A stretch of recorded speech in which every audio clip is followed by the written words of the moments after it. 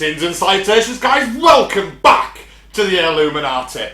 Another fun episode this week, I think. Yes, I think I've chosen a good one. This is one of my OG conspiracies as well. Yeah, the original gangster ones, yeah. You know, like you got the moon landing, you got Roswell, I think the Bermuda Triangle's in there, but like the original first ones you heard as a kid. And it was always brought up to me as, this is fact. Yeah, it was like, this is fact, you don't go there, you'll go missing. Exactly. And it was like, I think, sorry again, because you see the title, this week is the Bermuda Triangle. But yeah, it was that things like, as a kid, I think from like age of 7 until about 12, I just thought it in my head that anything that flew in or sailed into the blue area never got sawn again. Like, everything that went in, everything disappeared and no one knew why. I didn't think it was everything, but I just genuinely did think, whoa, you better get some life insurance before you get on the boat and travel through there. And do you know what? TV is partly your fault. Because the fucking shit they used to put on telly, like all these conspiracy things about the Bermuda Triangle, because when we were young, the internet wasn't a thing. No, we've said this before, where you used to get, I think I said it on the moon landing, where I flip-flopped so many times as a youngster on it because moon landing happened, my parents told me it happened, it was a big thing for them, and it's like, alright, that's cool, that's amazing. Yeah. And then I saw something in the early 90s on TV, but I've no internet to debunk it. Exactly. The only library I had was my local library, my school library, that didn't have those kind of books in. Or you got your mates at school who saw the same TV show as you and went, did you see that TV show? Yeah, I saw it as well. So yeah, but you've never framed a reference of what the TV gives you. Yeah. Whereas now you can watch us here and go, what the fuck are these guys talking about? I found this, and rant off us in the comments, which we highly encourage. But yeah, this was just fact, because TV were fucked in 90s. Oh. TV were like, this is how it is, and you're like, okay, thank you. Exactly. Have your 90 sweeties and watch this TV program and everything's true. It was, yeah, I remember seeing, Believe It or Not, or something like one of those TV programs. Yeah, Ripley's Believe It or Not, but I can never remember the one. I mentioned it a few times. I can never remember the one that Riker. The one with Riker in.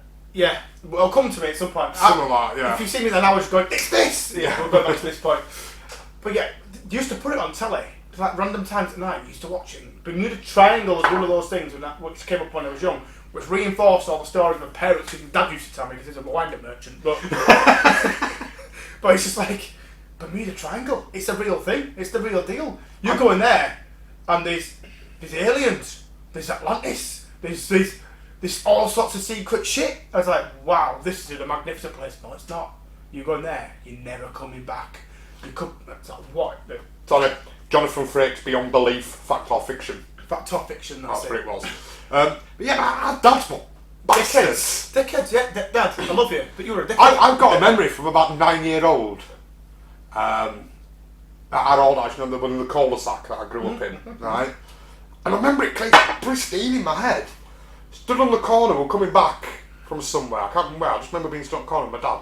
And everyone come out the house, we'd all come out the house, because the moon had gone green. Oh, right? Well, me staying around. And I remember being like a greeny colour, but it was like a lunar eclipse. Right, okay. Kind of, like a solar eclipse, something, but something, I don't know what it was, but it had gone green because of some kind of... Are you colourblind and it was a blue moon? I don't know. I remember it being like a greeny, yellow colour, right? And I just remember going to them like, oh, why is the moon that colour? And I went, oh, it's because someone's just landed on it, son. And I was like, oh, wow, someone's on the moon right now. And it was some kind of fucking solar eclipse or lunar eclipse or something. My dad's just a prick, like, he didn't know the answer. He went, oh, it's because someone's just landed on it. No, they're the best answers. It's like, I'm pretty sure that I've sent people in the wrong direction 17 times, like, don't know the answer, down there on the right bit. Yeah. Down there, third right, fourth left, down. Yeah, you'll see it right at the bottom. My short's this way. I'm going the fucking way, you're not going to find me again. Absolutely sure. It's that way. You can just look at Google on your phone. It's down that bit. But anyway. That's what arseholes just...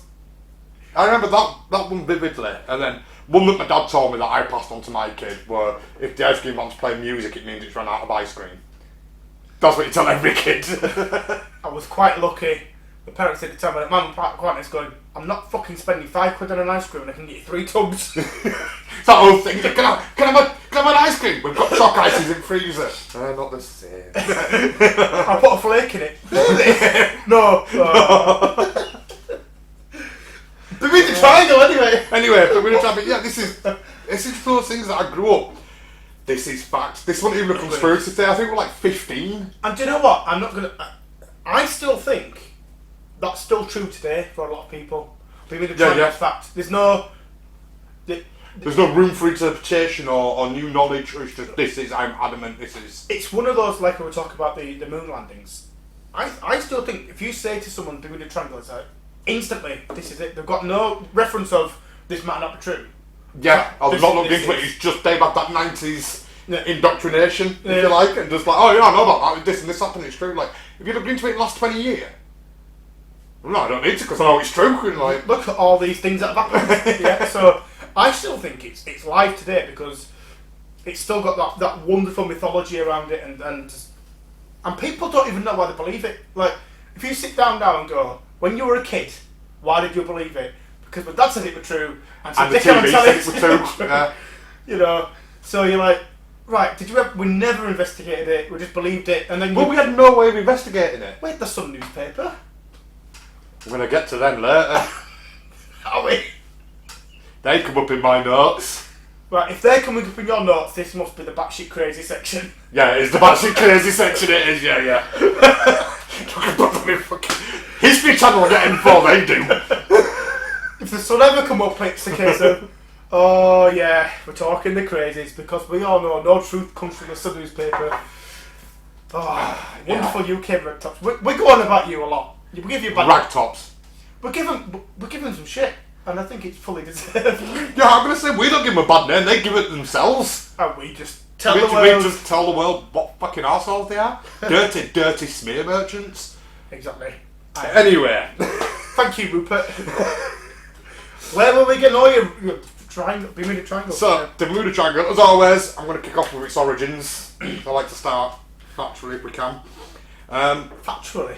No, we're trying to be as factual as we can, but I like to get a solid basis for where we start. So, you go, Badger. The Bermuda Triangle, also known as the Devil's Triangle, which I quite like that. That one didn't exist.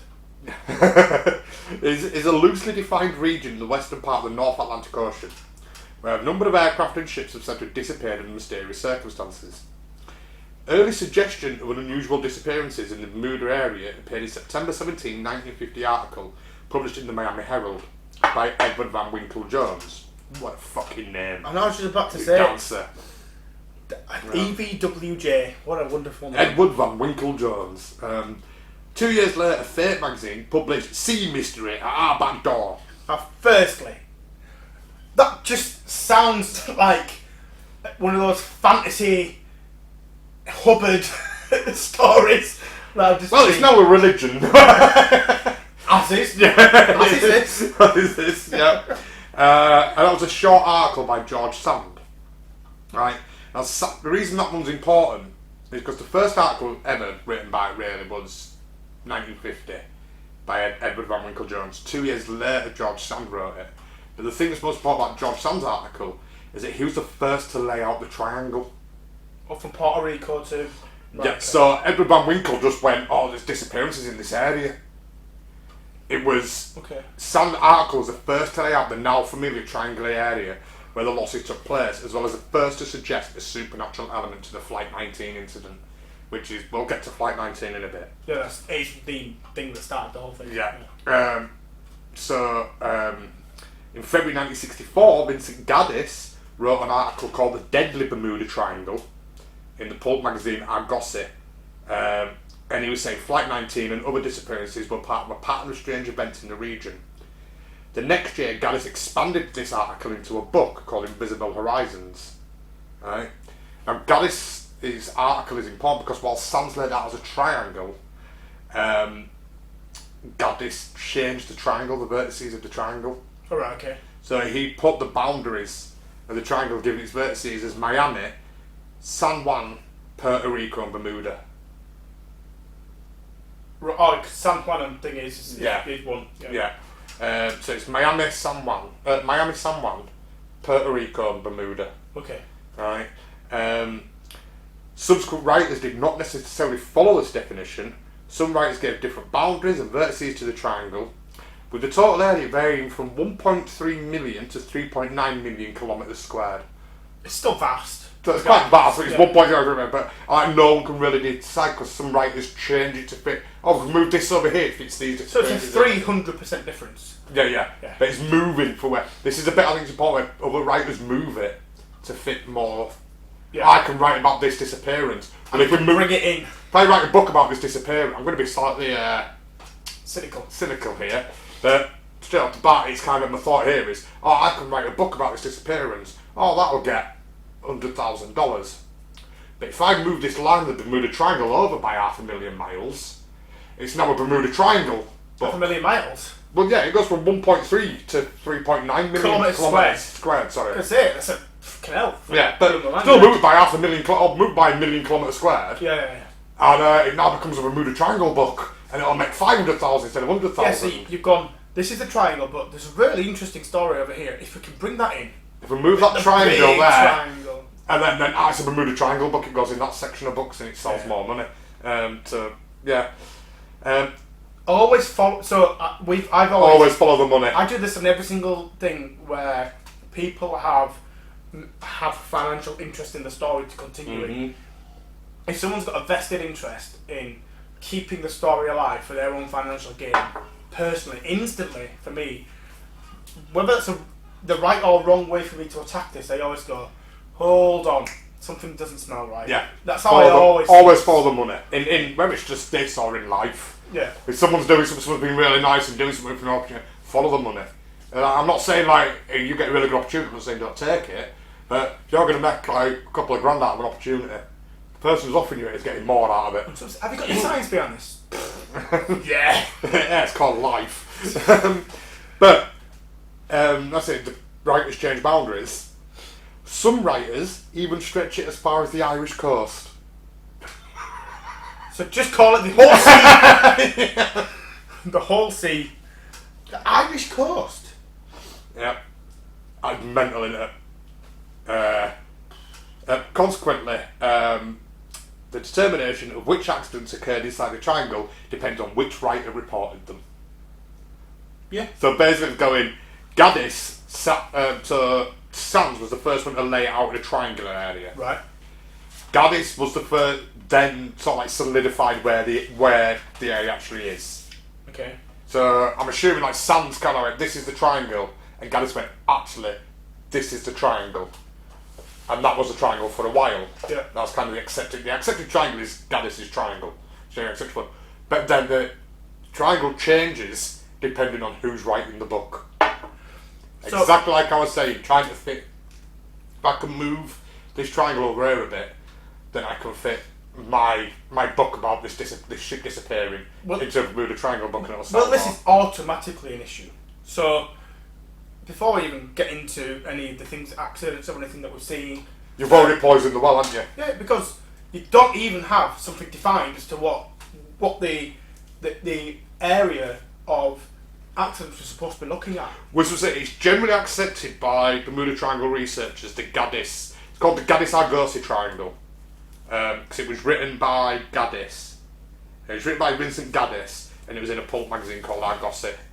So it's the Gaddis-Argosy Triangle. But not everyone agrees to it. Most Bermuda Triangle researchers agree on the Gaddis-Argosy Triangle. So for the purpose of this video, then we're going to agree to that one. Yeah. But we might mention some outside of that, but when we move outside of that, I want to put that bit in right at the top of the show, that the triangle changes depending on who's writing the book. Right? And it's never research either.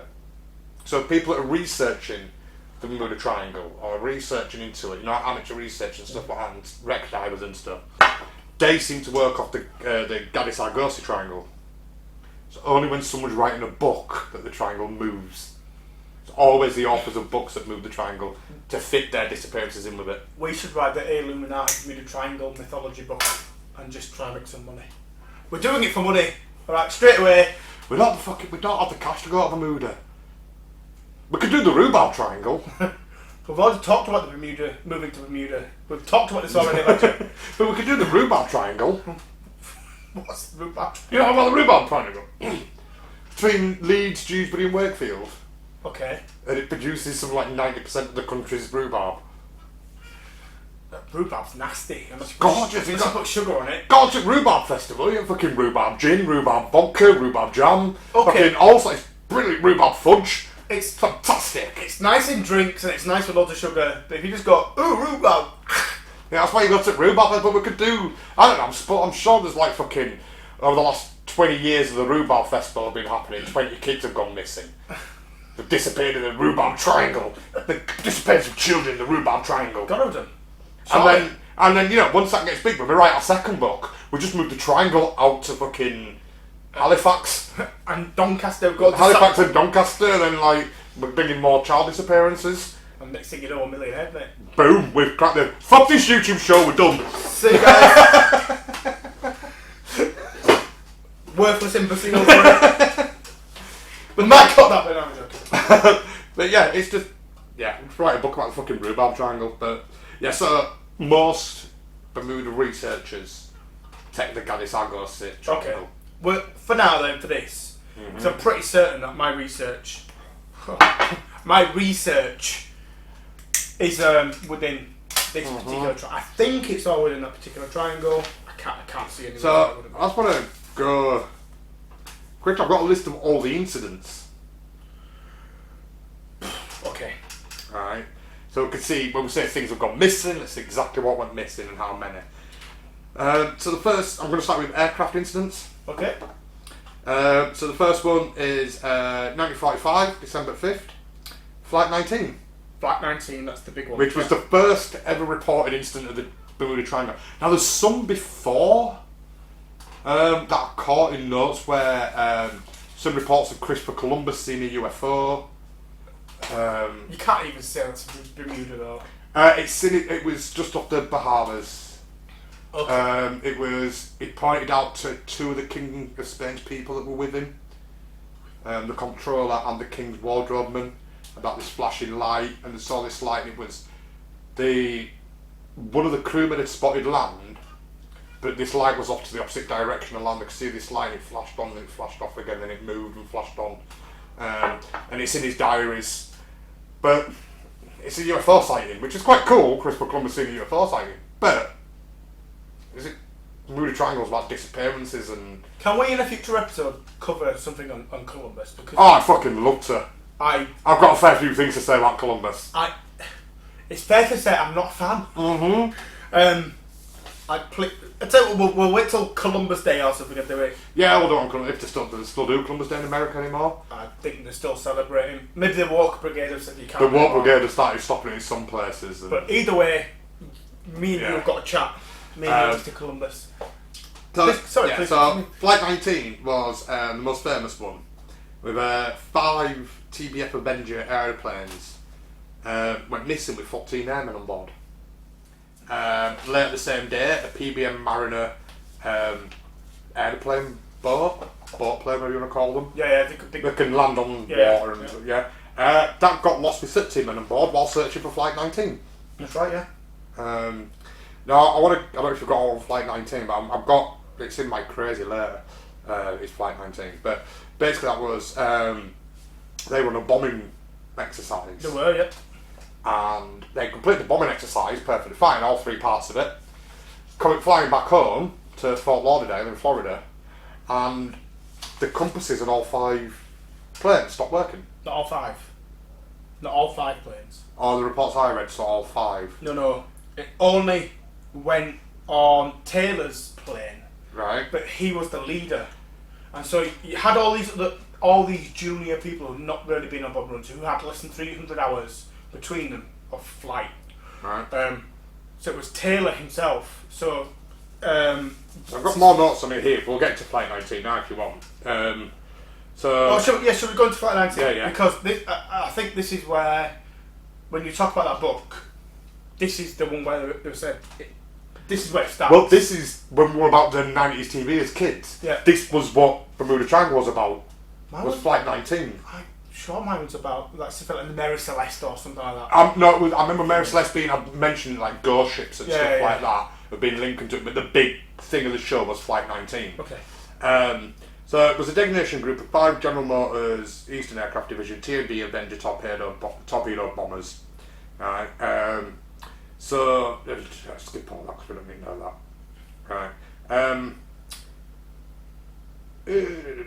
Navy investigators could not determine the exact cause of the loss of Flight 19. Even to this day, it's classed as unexplained. Only to a certain extent. They've got loads of.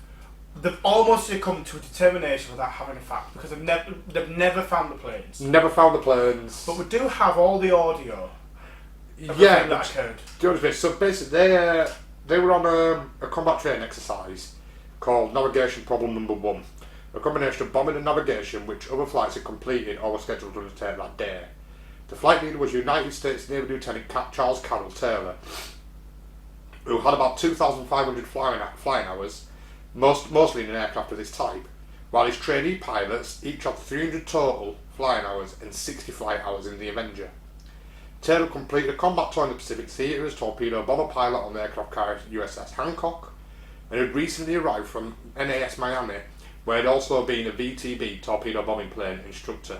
So this guy's qualified to do this mission, qualified to run it. Yes, on normal days, yes. The student pilots had recently completed other training missions in the area where the flight was to take place, so they knew the area. Yeah. They were US Marine Captains Edward Joseph Powers and George William Strivers, US Marine Second Lieutenant Forrest James Gerber, and USN Ensign Joseph Tipton Bossy. All their call signs started with Fox Terror. The aircraft were 4 TBM-1Cs, FT3, FT36, FT81, blah blah. Alright, so let's go into a lot of detail about the things I don't really need to know. So each was fully fuelled, and during pre-flight checks it was discovered they were all missing clocks. Navigation of the route was intended to teach dead reckoning principles, which involved calculating, among other things, elapsed time. The apparent lack of timekeeping equipment was not a cause for concern, as it was assumed each man had his own watch. Because that's quite fun from the start, like, none of the planes have a clock in them, like, where the fuck have the clocks gone?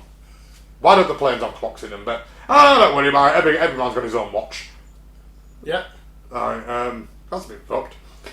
So before he even took off though, Taylor, he turned up 25 minutes late. That's my next bit. Oh, go on, sorry. Yeah. So, takeoff was scheduled for 13:45 local time, but the late arrival of Taylor delayed departure until 14:10.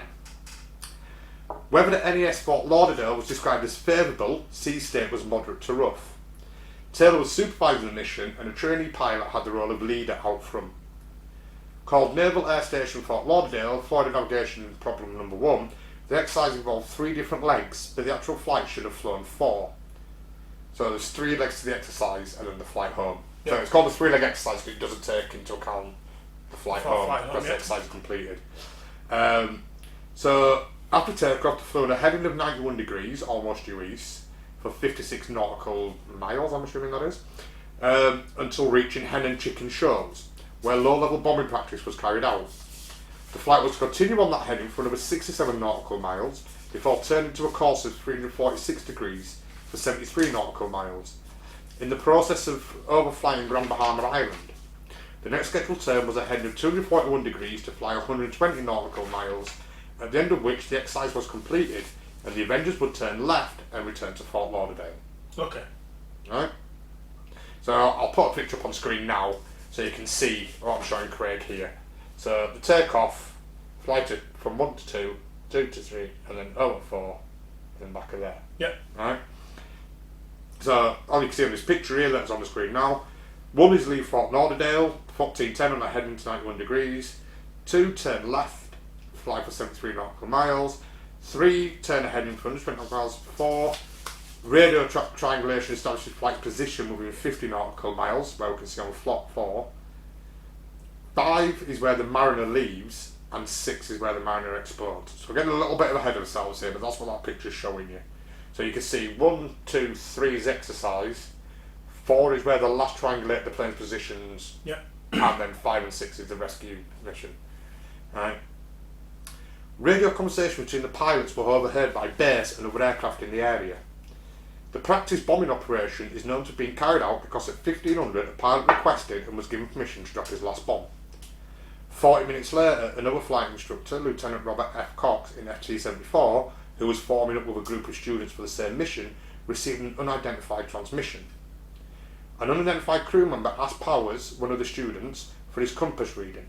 Powers replied, I don't know where we are. We must have got lost after that last turn. Cox then transmitted, this is FT-74, plane or boat calling Powers, please identify yourself so someone can help you. The response after a few moments was a request from the others in the flight for suggestions.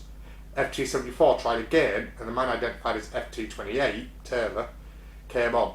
FT-28, this is FT-74, what is your trouble?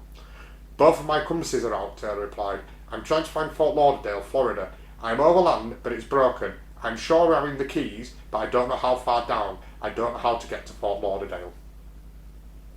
Yes. FT-74 informed the NES that aircraft were lost, then advised Taylor to put the sun on his port wing and fly north up the coast of Fort Lauderdale. That was their training. So always, to get back, fly towards the sun.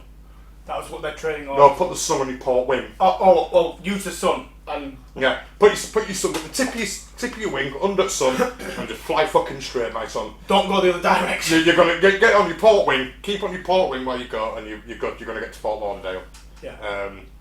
That's what they were trained to do. Yeah. Which it's a very. I always think that's a very British solution. But it's like sailors find the North Star. You won't go wrong. Yeah. Yeah. So. Base operations then asked if the flight leader's aircraft was equipped with a standard YG, an IFF transmitter. Which is your was it an XFG? I can't remember what it's called, but yeah, it's one of those so we can locate where you are. So we can triangulate. Turn the fucking thing on. Which could be used to triangulate the flight's position. But the message was not acknowledged by FT-28. So this is where, in a lot of the books you'll find that this is going through the actual Navy's investigation, right, US Navy. This is their record. So they're sending messages out, not getting a reply. 20 minutes later, getting another message, responding to it, not getting a reply.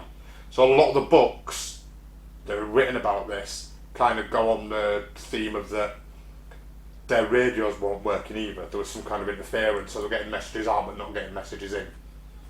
So they weren't getting instruction.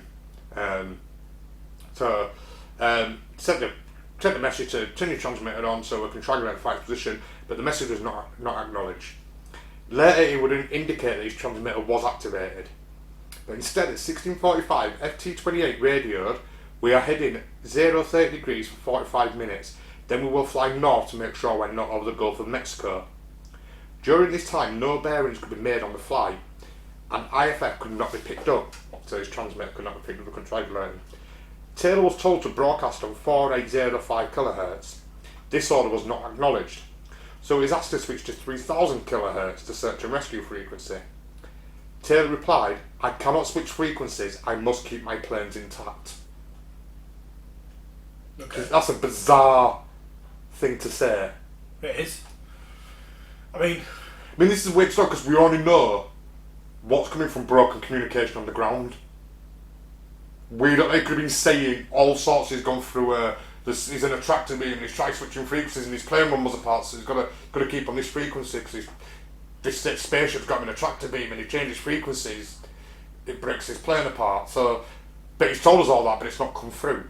So we're only getting one side of the story. We don't know what Taylor's side of the story was. And it's really weird that changing frequency will break his plane up. Yes. The rest of it makes sense though. Yeah. At 16:56, Taylor was again asked to turn on the transmitter for YG if he had one. He did not acknowledge that a few minutes later advised his flight change course to 0-90 degrees due east for 10 minutes. About the same time, someone in the flight, I'm sure that means the squad of planes, said, damn it, if we could just fly west we would get home, head west damn it. Yeah. This difference of opinion later led to question about why the students did not simply head west on their own. They're taught not to. It's being explained that this can be attributed to military discipline. Yeah, they're taught not to, yeah. So I know going west gets us home, but gotta do what the fucking commander says. Yeah, and that's the indoctrination of the military, really. So. Oh look, there is some accounts. One of the planes just went, fuck this, I'm going. But then came back. Then they come back. It persuaded to come back, yeah. As the weather deteriorated, radio contact became intermittent. Now it's a bit weird. You're not going too far out now. But this is 1945. Yeah, I mean, we've got to realise we're not talking about 2021 technology. Yeah. A radar back then was terrible. Well, not terrible, but it's nowhere near as new. sophisticated as what it is today. It was believed that the 5 aircraft at this point were more than 200 nautical miles out to the sea east of the Florida Peninsula. Taylor radioed, "Will fly 270 degrees west until landfall or running out of gas," and requested a weather check at 1724. By 1750, several land-based radio stations had triangulated Flight 19's position as being within a 100 nautical miles radius of 29 degrees north, 79 degrees west. Flight 19 was north of the Bahamas and well off the coast of central Florida, but nobody transmitted this information on an open, repetitive basis. So they found out where they were, but no one told them where they were. Right, okay. Or just simply didn't get through because they moved so far. Didn't even try. Nobody. It didn't say nobody. It didn't want to receive. It said nobody transmitted this information on an open, repetitive basis. So nobody even tried. They figured out where they were, but nobody tried telling them where they were, which is really weird. There's so many failures that happen in this. So, like, they've got they're called ZBX receivers, which is the thing that helps to triangulate the frequency of where you are within the plane. And for some other reason, nobody had them turned on. They didn't turn them on at all on this flight. Well, they had to ask them if they had them equipped. Like, how do you know? How do you not know what your plane's equipped with? So I've got like earlier on, they asked if you've got a YG transmitter. Do you have a YG transmitter on board? Well, you fucking sent us out. Shouldn't you know what's on here? So the pilots either didn't hear the message or didn't acknowledge it, but you should always have them turned on anyway. You should never leave without them. Yeah, but they asked. Fort Lauderdale asked if they had them on board. Right back here at the beginning.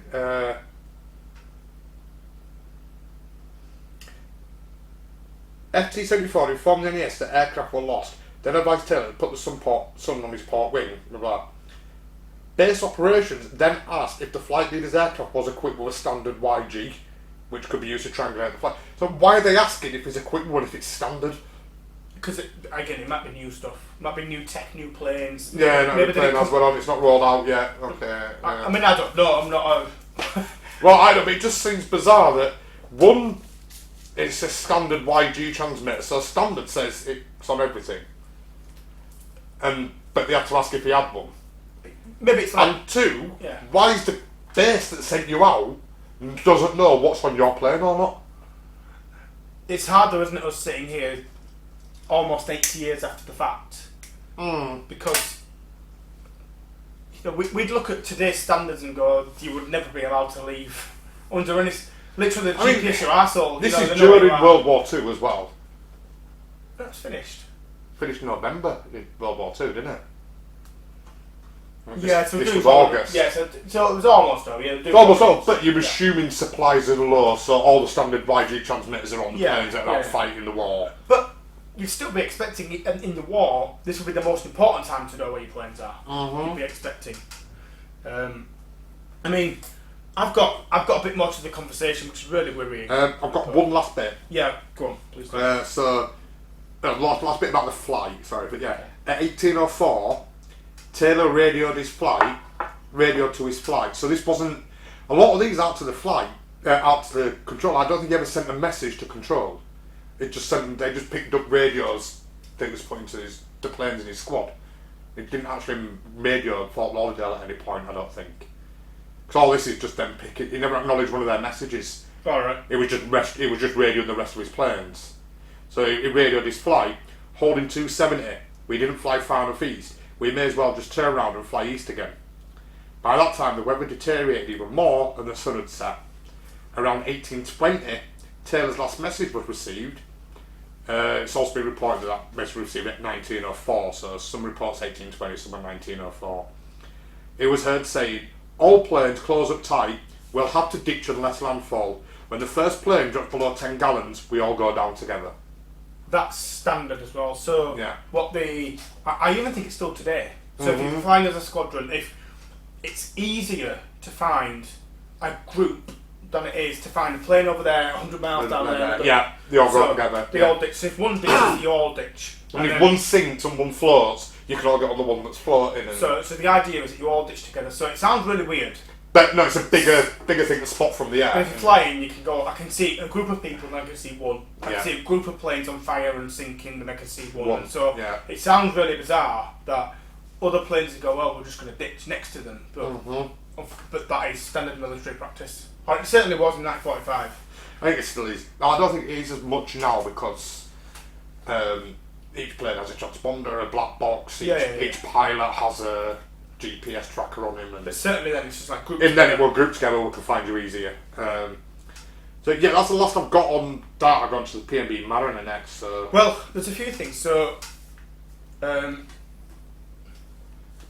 got a bit more of the not a huge amount more, but a bit more of the back and forth, which kind of it paints the picture.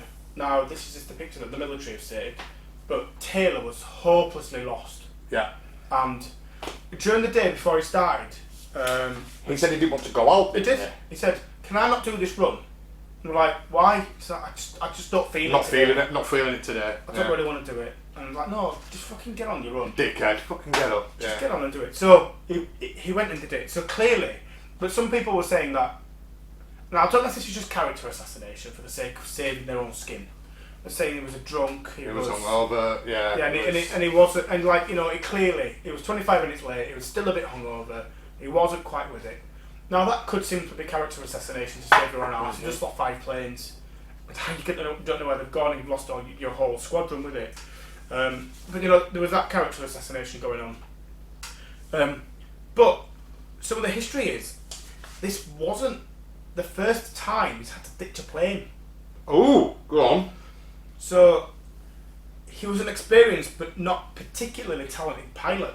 I mean, they're all at 600. He got over 2,000 hours, hasn't he? And he'd been training other pilots. It was 28, but he had lots of irresponsible blunders previously. So during combat in the Pacific, Taylor had gotten lost twice before and had to ditch both planes both times. That's the guy you want leading the squad. And on this particular day, he showed up 25 minutes late, gave no explanation, asked if somebody else could take his place because he's like, I don't really want to do it. Request was denied, and he said he didn't even bring a watch or basic navigation equipment with him on the flight. He just went, fuck it, I'll wing it. Sort of. So there were no clocks in the planes, but it would assume every man had his own watch on, and he didn't. So he didn't know how many minutes he'd been flying for. Or yeah, I mean, again, I don't know. That's character assassination, but he's a scapegoat in this now. Yeah, but it's supposedly factual that he ditched 2 planes before, but you don't know what was wrong with those planes. It could have been, they could have genuinely been fucked. I mean, saying that he's ditched 2 planes before, then he's ditched a 3rd one, and we've never seen from him again, and blah blah. And it's like, well, that makes him out to be quite incompetent when, in fact, he's got over 2,000 flight hours. He came to this training mission from training other pilots, torpedo pilots. Where am I notes earlier at the beginning? But the issue is though, his students were telling him he's wrong. Let's just fly west and we'll get home. It's like they were telling him, but they still followed him to their death. And it says in my notes that I mentioned earlier, Taylor completed a combat tour in the Pacific Sea as a torpedo bomber pilot on the aircraft carrier USS Hancock, which ditched 2 planes. He'd recently arrived from Miami, where he'd also been a torpedo bombing plane instructor. He had about 2,500 flying hours, mostly in the aircraft of this type, while his training pilots had about 300 total hours, 60 hours in the Avenger. So he had 2,500 flying hours, a tour of duty. He'd been an instructor. He seems fairly competent. And then you get this character assassination that makes him sound incompetent. So, which is it? Is he a drunk who's ditched 2 planes before? If he's a drunk who's ditched 2 planes before, you're going to send him to to be a training instructor. No, I didn't listen to the radio transcript because I don't even know if it's available. It's only available as a written transcript, yeah. But the written transcript is relatively damning for me. He's got lost. He doesn't know where he is. He's not really listening. But the thing that for me with the transcript is, all the radio transmissions we've got from him are not to Fort Lauderdale.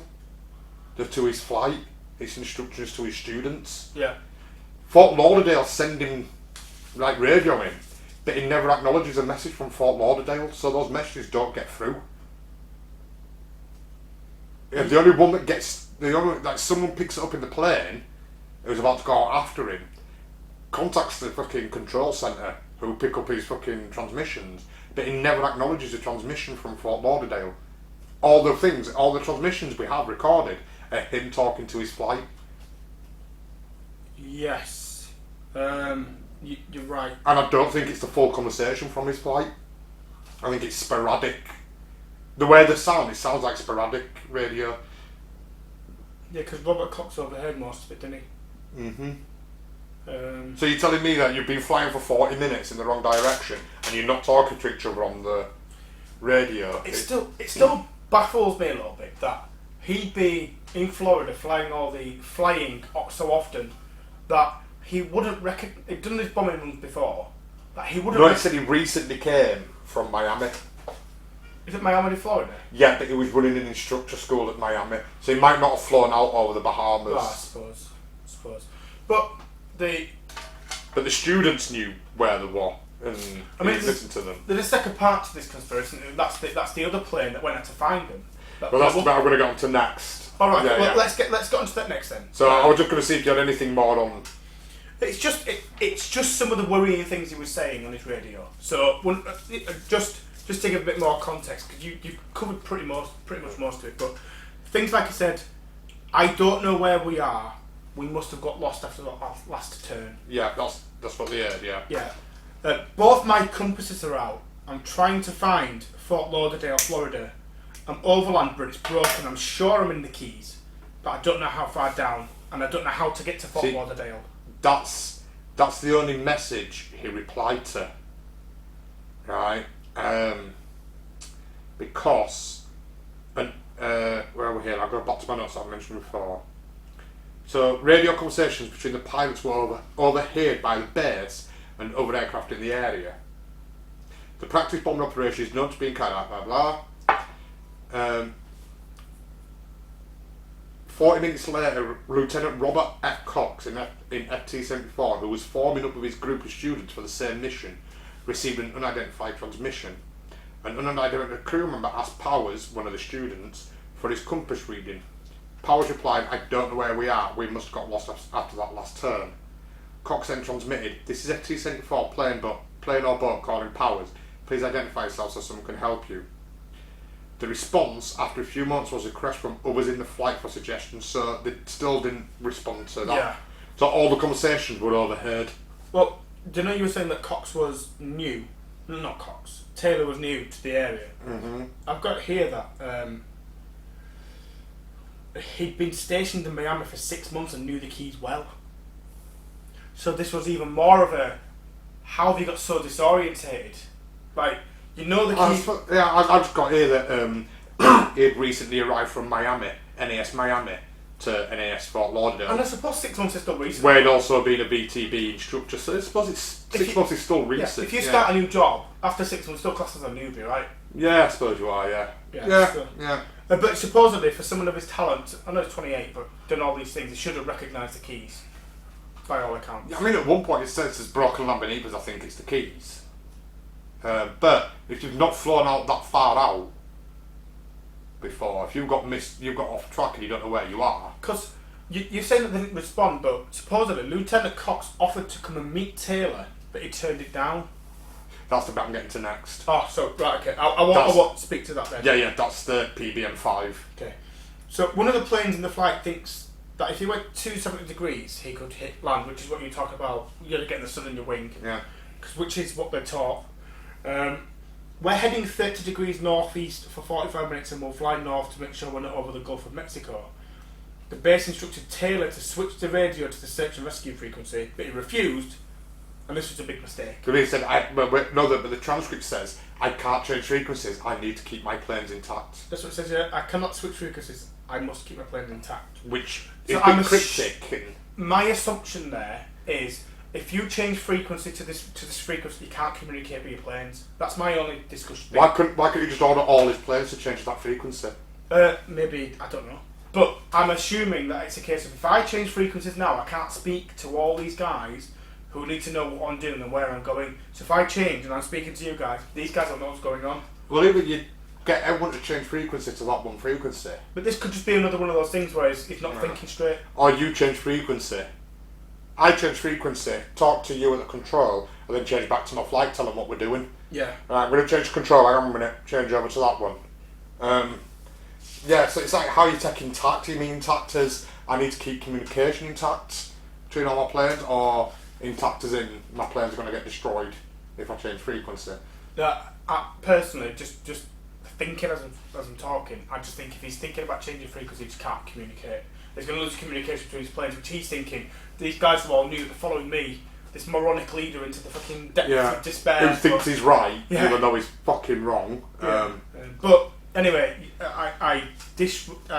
No. Stepped on your toes about to go to So, as it became obvious the flight was lost, air bases, aircraft and merchant ships were alerted. The consolidated PBY Catalina departed after 1800 to search for Flight 19 and guide them back if they could be located. After dark, 2 Martin PBM Mariner flying boats, originally scheduled for their own training flights, were diverted to perform square pattern searches in the area west at 29 degrees north, 79 degrees west is where they last pinged them at. US Navy Squadron Train number 49, PBM 5 Buno 59225, took off at 1927 from Naval Air Station Banana River, now Patrick Space Force Base, called in a routine radio message at 1930 and was never heard from again. At 21:15, the tanker SS Gaines Mills reported it had observed flames from an apparent explosion leaping 100 foot high and burning for 10 minutes at position 28.59 degrees north, 80.25 degrees west. Captain Shona Stanley reported unsuccessfully searched for survivors, though a pool of oil and aviation gasoline. The escort carrier USS Solomons also reported losing radar contact with an aircraft at the same position and time. Yeah, so those that plane that you mentioned there was renowned for being a bit of a disaster. Yeah. So it's carried so much gas. It's renowned for being a bit of a mess, and I know it's coincidental that you've got all these planes that just fucking vanish into the... And the one that goes to rescue them blows up. I mean... It does seem like a comedy of errors, doesn't it? I mean, it's proper Laurel and Hardy stuff in a really, really bad way. But the thing is, while searching through this, investigating this, I keep seeing reports of the PB5 talking to Taylor, saying, "Let me know where you are, I'm coming to you," and he says, "No, don't come and get me." Yeah. They're UFOs or something like that. UFOs? I've seen "Don't come and get me." I've seen "Don't come and get me." They're UFOs. I read it later on, but I've not seen it in the official report. So what? I'm sure I read something. Right, I know where I am now. I'm at 2,300 feet. Don't come after me. Yeah. So, but that was still talking to Cox, not the other plane. Actually, this is where it gets complicated because some reports say that it's talking to the plane. Right. But that line's not in the official report that I read.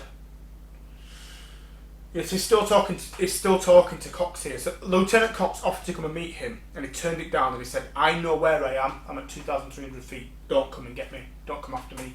So he said that to Cox. So I don't know what. So this is part of the official transcripts that I've covered. Yeah, but that wasn't in the official transcript that I had. But I've seen it pop up in a few books. But that line being attributed to the PB5 that blew up. That was messaged him to say, I'm on the route, where are you? And he said, "Don't come get me." You'll also see in some of the books where he says, "Don't come get me, they're UFOs." Which, where the fuck has that line come from all of a sudden? I mean, this is some of the wonderful things. So, I mean, well, let's talk around this now, because we kind of got to the point now. So, I honestly don't know why this is even classed now. I mean, maybe we didn't know in 1975, 1945, but knowing what we know now, I don't even know why this is classed as a Bermuda mystery. Because it was the first one. 5 planes went, and we've never found the wreckage. We've never found. Yeah, but we've had MH38 or whatever it's called. We just had one in the last 5 years. Oh, with MH371. Yeah, whatever it is, with a transponder. I thought that could be a future episode, that, to be honest. MH371. And I'm sure we will. But we've had something with 21st century technology disappearing we've not seen a fucking seat or anything from it. Yeah, I don't buy that. I don't buy that at all. In today's technology, you can track on my phone. I can track any plane anywhere in the world on my phone. Well, until certain places where radar can't pick it up, because there's there's radar black spots around the world. Yeah, but what I'm saying is, like, in the 21st century now, we're still missing big planes. Yeah, things are disappearing, right? So, with Flight 19 having, and there's loads of planes that were shut down in the Second World War. We know whereabouts it was. We still can't find them. Even you've got vessels after them, you still don't know where they are. Even if you're pretty submarines, like big warships that you've blown up. Biggest fucking ship to ever sink, the Titanic. Well, probably not the biggest ship to ever sink, but commercial ship. Commercial ship to ever sink. How many years did it take us to find that after it sank? 70 was it? Something stupid like yeah, that. So something like 70 years to find it. So even though we knew whereabouts it was, it's still, and flares and people. Even got all these. But people got rescued. Witnesses said, "Oh, well, yeah, we're gone." Yeah. So, yes, it's really, really bad, and 5 planes have gone missing. But the sea's so vast that it doesn't surprise me that wreckage hasn't been found. Well, or maybe the wreckage has turned up where in unremote places, or. Well, I've got reasons why, because we've got a full list here of ships that have gone missing and planes that have gone missing. Yeah. Which, to be fair, I don't think I could be asked going through it. It's going to take fucking forever. No, I agree. But right. the Flight 19 scenario, I mean, I read this with all the transcripts and gone, I'm not sure why this is classed as a mystery anymore. Books, because people have brought books out, right? So, you said I mentioned UFOs stuff, so I was going to go on to hypothetical explanations to the triangle.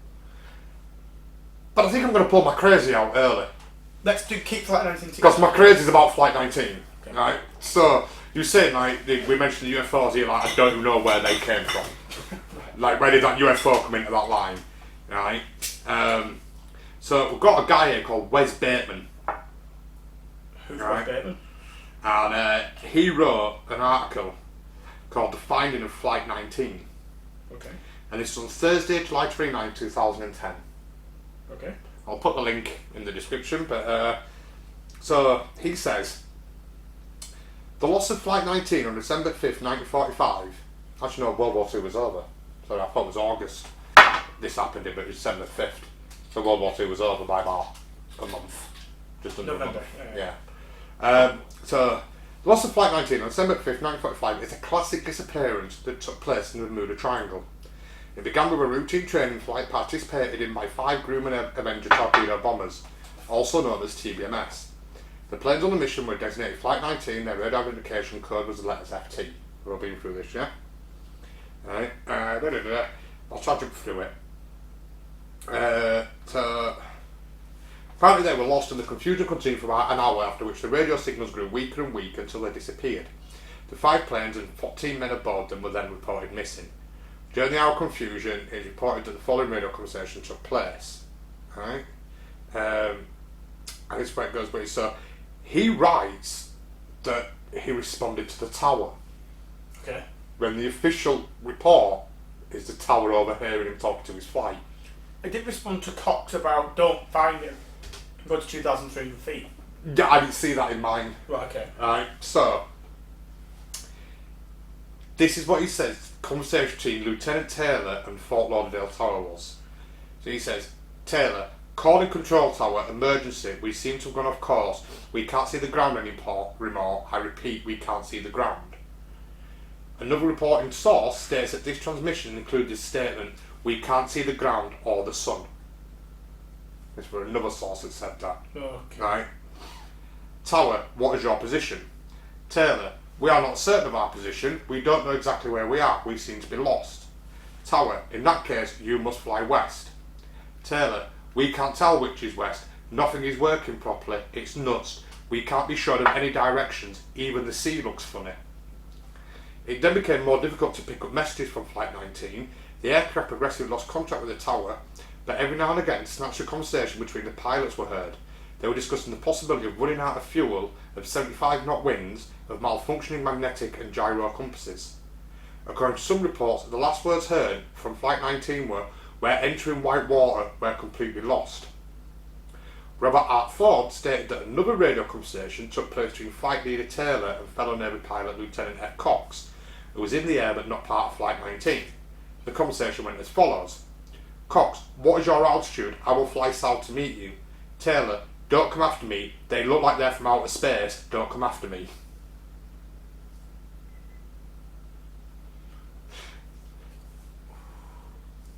Randy Kramer here, aren't you? Doing the Randy Kramer shit on me. Not finished. I've got a lot more, yeah. But if you want to jump in, you can do. I'm just going to jump in now and say, okay. I always said, and even the CIA, even in the last week, have said UFOs are real. Yeah. Right. And that we don't necessarily know what they are. We don't necessarily know who controls them. The CIA's reporting said this. Well, the CIA said we don't know where they're from, who controls them, but we don't believe it to be any terrestrial power. Or a threat. Yeah, but they said it's not any earthly power. Yeah. They said it's not terrestrial power. So I've always believed that these things in our atmosphere that we can't control and that we see on a constant basis, right?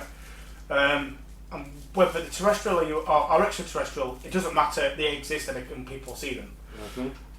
Which means for me that if this transcript was an official transcript where this officially went to Fort Lauderdale and Fort Lauderdale said, do you know what, we've done a Freedom of Information Act release and this is what he said.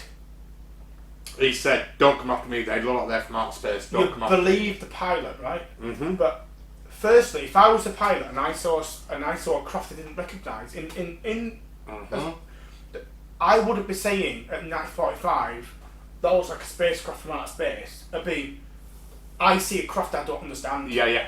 I wouldn't be using the outer space scenario because if you're going, is this the Russians? Is this the Nazis? What the fuck is that? Roswell wasn't until 47. 47, so it's 2 years before Roswell. 2 years before the outer space scenario. So I just don't believe the language. I just don't believe someone in the Air Force. You don't have to believe Wes Bateman reporting this. Oh, right, okay. Because the test of these and all other radio transmissions from Flight 19 are on public record in the National Archives in Washington, D.C. Show me. Yeah, I can't find them. All right, okay. Did he send you a link? No, no link. It just says you can find them they're in public record in the National Archives in Washington, D.C. Have you tried searching the National Archives website? It's not fucking easy. Okay. He could have said, here's the copy, here's where I found it, this is specifically paragraph, volume, etc. Yeah. One report states that Taylor was overheard to either turn over the command of the flight to another pilot in the formation. It doesn't sound like it, because one of the things that's here is saying, let's go west, and he came back. He's clearly following. Or turn over the flying duty with his plane. This is not clear. Alright, but why would he? The only thing I could reason he could turn over his flight duties to his leader of the formation over to another student is if his compasses aren't working, but someone else's is. They all supposedly it was only his that weren't working. The other guys were like, just go west. We know where we are. Just. You know, from the narrative that we've seen here, he came unprepared. He didn't have the right equipment. It was still a bit. I don't really feel like going out today. Yeah. Just jumped in. Didn't, because remember, gyroscopic north and true north are completely different things. But you're trained to But you have to supposedly still getting your plane. You have to go. Let's configure this properly.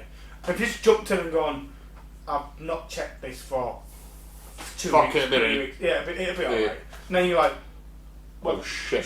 This isn't right. But you're still trained to look at the sun. 1 degree of course can be 100 miles in the wrong direction. Over time it can. Yeah, you know what I mean? Yeah, of course. But it is also, so one report states that Taylor was overheard to either turn over the command of the flight to another pilot in the formation or turn over the flying duties of his plane. This is not clear which one he said. Did he have someone in the back? Yeah. Okay. Alright. It is also reported that one of the Avenger pilots broke formation and took off on his own to find safer, more familiar skies. Yeah. The fact that the compasses and radios of all 5 planes malfunctioned at the same time There's no. I didn't read anything to suggest that. He says the fact that. Okay. I didn't read that. True. But only read that Taylor said his did. Yeah. Nobody else said theirs did. But yeah, Yeah. the fact I didn't hear anything that to say. the compasses and radios of all 5 players malfunction. There's no else other than Wes Bateman saying this. Yeah, but there's no transcript to say that's true. I mean, I heard that all 5 went out. I remember all 5 going out on that 90s programme that I watched. Yeah, but But from the transcript. From the transcript, there's nothing. It's Taylor the said, myth. I have. The myth said that all went out, right? And that Lieutenant Taylor did not comply with the constant request that he switch his radio to the emergency frequency adds to the mystery. Fort Lauderdale sent a Martin Mariner, a large amphibious craft, to try and rescue the 5 Avengers. They were 13 men aboard the Mariner. 1 hour after takeoff, the Mariner disappeared too. The control tower tried in vain to contact its pilot. What happened to the Martin Mariner? It blew up. It blew up. There's reports of the with wreckage witnesses. and yeah. And the oil skid and. Yeah. A little after 7 p.m, the Naval Air Station at Apolloco picked up an almost inaudible radio signal that continually repeated FT, FT, which was the call sign of Flight 19. Could this have been a communication from the Avengers? Nothing was found of the 5 Avengers or the Mariner, in spite of the intensive search by 240 land-based aircraft, 70 aircraft from the aircraft carrier Solomons, 4 destroyers, 18 Coast Guard patrol boats, hundreds of private aircraft and yachts and boats of all sorts. Nothing was found. No inflatable rafts, not the least trace of oil, not a sign of wreckage. Avenger-type aircraft are known to float from minutes to hours. Why were no bodies, oil slicks or wreckage of any of the type found? Why didn't any of the men use their parachutes and life rafts? So, I can try and explain this, I think. Mm-hmm. So, they're trained, if one goes down, you all crash together. Secondly, it's reported that people didn't even know where they really were. He was confused where he was. Yeah.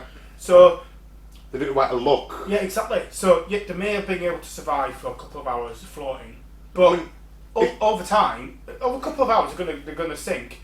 But if you don't, you're going, well, he tried to explain where he is. I don't really know. And the last ping they got from them was they'd gone for 15 hours. mile in this area somewhere. Yeah. So it's really tough. And when people 1945 search and rescue isn't submarines. No. It's search on land. Yeah. So I can And also, it's a bit disingenuous because he says the Mariner went missing, no record of it, and the report shows explosions and aviation fuel and some sort of fireballs from the sky. So and aviation fuel on the surface of the water. Yeah. So yeah, during the search of December 6, 1945, a Navy privateer, which was a one-tail version of the Army Air Corps two-tail B-24, also disappeared without a trace. A report published by the Navy after several months of inquiry offered no explanation for the disappearances. Now this is where we're getting to his work now. Let's set the scene. During the evening of August 16, 1985, I was engaged in assembling and combining videotape segments that contained accounts and pictures pertaining to the subject of UFOs. I combined 3 videotape segments which were 1. A series of computer enhancements of a Swiss Air Force jet that had been photographed along with a UFO. Okay. 2. The account of the missing 5 TMB Avenger torpedo bombers and a Martin Mariner seaplane in the Bermuda Triangle. 3. UFO photographs and motion picture footage that was taken by American astronauts as they conducted missions in space. How do all these link together? And go on. The videotape from which I was dubbing segment 3, the Apollo missions, was several years old and had not been played recently. On several occasions during the dubbing process, the player deck misidentified the original recording speed of the tape. This caused the tape to slow down, distorting parts of the dub. To accomplish my work, I had to run the tape over and over again until the problem cleared up. During these numerous reruns, my attention was drawn to a picture of an odd-shaped UFO that was photographed by the crew of Apollo 11 on July 16, 1969, while they were en route to the first moon landing. Even though the shape of this UFO was irregular, it looked familiar to me. I knew I'd seen that shape before. I soon realised that I had in fact seen something similar to that shape only several minutes before, when I was dubbing the segment that contained the computer analysis pictures of a UFO and a Swiss Air Force jet. I then ran off a black and white photo of the Apollo 11 UFO on my video printer. After rotating the video print from the vertical to the horizontal, I concluded that the UFO had been in the shape of an aeroplane that was either encased in ice or some other material. Following the contour of the UFO from nose to tail, I noted the familiar blunt nose and the long canopy that covered the two-seat cockpit, the bubble of the rear gun turret, and the high tail of the German TBM Avenger torpedo bomber. Returning to the segment that pertained to the missing planes, Flight 19, Don't do it. I made a video photo of an Avenger for comparison with the Apollo UFO. This comparison left me in little doubt that the Apollo 11 UFO was the remains of a Grumman Avenger and most likely one of the 5 that once composed Flight 19. In studying the Apollo UFO, 2 things about the shape of the object bothered me.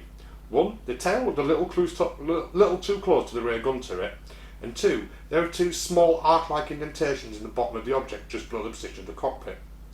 Both of these questions were answered by a friend of mine who one time flew this type of plane when drumming Borat on forest fires. There are 2 possible answers for this tail appearing to be too close to the rear turret. 1, the angle from which the astronauts took the picture may have somewhat distorted the true perspective. And second possibility, the one that I presently favour, is that the fuselage is bent at an angle due to the tail section hitting the waters of the Atlantic in what my friend called a boomerang crash. From personal knowledge, he said that it was common for an Avenger that crashed into the sea to end up with a bent rear fuselage. My friend then answered the question of the existing arc-like indentations in the belly of the plane / UFO. His answer was simple. The indentations represent either the collapsed torpedo bombing doors or their absence. The silhouette or scale model TBM was superimposed over a slide projection of the Apollo UFO finding and found that all features fit exactly. The Apollo 11 UFO photo was taken when the spacecraft was only 1 day out en route to the moon. I have not ascertained what distance Apollo 11 was from the Earth when the photo was taken. I think the latest discussion said it was 6,000 miles above the Earth when Apollo took it. Okay. One thing is quite certain, the Avenger in the astronaut's photo did not and could not attain orbital velocity and insert itself into any orbit, let alone an orbit that range far out into space. This of course means that something natural, supernatural or man-made that had these physical abilities in 1945 places at least one of the missing 5 planes into an Earth orbit. One explanation is that some freak natural force such as a giant tornado-like vortex sucked up the Avengers and accelerated them to a speed in excess of 18,000 miles an hour, gravitational escape velocity. Another explanation is that some power source planted by some sort of intelligence went into action either by plan or by chance. Both are somewhat discredited by the communications Lieutenant Taylor and Lieutenant Cox. Don't come after me, they look like they're from outer space. Don't come after me. From Lieutenant Taylor's words we can conclude that he might have been encountering at the time more than one something, thus the plural terms they and their in his communication. Then again, he may have had sight of one thing that he thought contained a number of occupants who, in his opinion, were just demonstrating something he was sure was not from this world. It is reported that the planes were armed and their mission actually entailed dropping explosives into the sea. If this is true, this activity might have triggered the fate of the airmen involved. Perhaps, in the course of their bombing, they accidentally hit and damaged a submerged alien spacecraft. Or maybe they'd actually been sent on a mission to target the spacecraft. If the latter is true, you can bet the Navy will never admit it. Let's for a moment imagine that the Avengers were either deliberately or accidentally drawn into a force field that relates to a field-driven propulsion system of the damaged extraterrestrial spacecraft. Such a field-driven system might have some active electromagnetic components and gravitational effects, which in turn would account for the malfunction of the magnetic and gyro compasses of the Avengers, causing Lieutenant Taylor to say, "We can't tell which is west, nothing is working properly, it's nuts, we can't be sure of any direction, even the sea looks funny." It's safe to speculate that at least one of the 4 Avengers, or 5, count the one that reportedly left the flight formation, were drawn into the vortex of a spacecraft's propulsion system, as birds are sometimes drawn into jet engines. After that, maybe other things, such as large volumes of foaming seawater, were also drawn to the spacecraft's field drive, causing Lieutenant Taylor to transmit the statement, "We are entering white water, we are completely lost." It is possible that Lieutenant Taylor did not comply with the request to switch his radio to the emerging frequency, but perhaps radio waves of that frequency could not escape the confines of the spacecraft's field drive. At this point, we can imagine the extraterrestrial spacecraft accelerating into space, either in ignorance of or with full knowledge that they were dragging with them one or more of the 5 Avengers plus large amounts of seawater. Can we stop? Because this is just...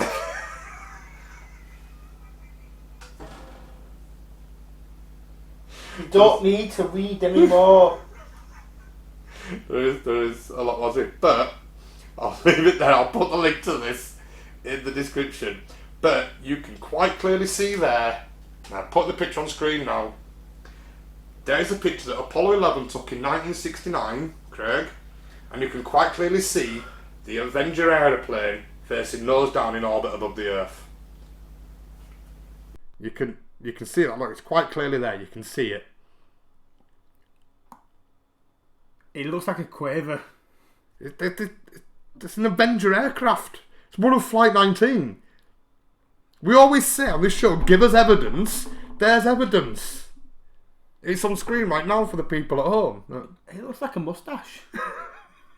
I mean, you can see and it goes in, look, it shows you the shape of the plane. But the other picture on this one, or what the other one I read of is, goes on for a fair bit. But yeah, it's no, I don't have a picture on here. It does finish off the article with Wes Bateman is a telepath with direct open contact to ETs from the open state who are not subject to Earth mankind's frequency barrier caused closed brain and limited consciousness. Bateman has 30 years of ongoing information on the open state. You are Randy Kramer-ing me now. Randy Kramer. I'm going to keep my shit together better than I did with But Randy Kramer. that is the only evidence I could find of any of the Flight 19 planes being found, and one of them's in orbit 6,000 miles above the Earth. It's a good find. Did you have to go dark web for that shit? Not far off, to be honest. I mean, I first found that. I found a better site, just so I could put the link in here. But the first one I saw on the site was a 1995 black background neon green text website where the images were made up of dashes. Don't know how that site's still alive from 95, but it's there. I don't even know where to start. The picture's nonsense to start with, and the leaps, the unbelievable leaps that are required.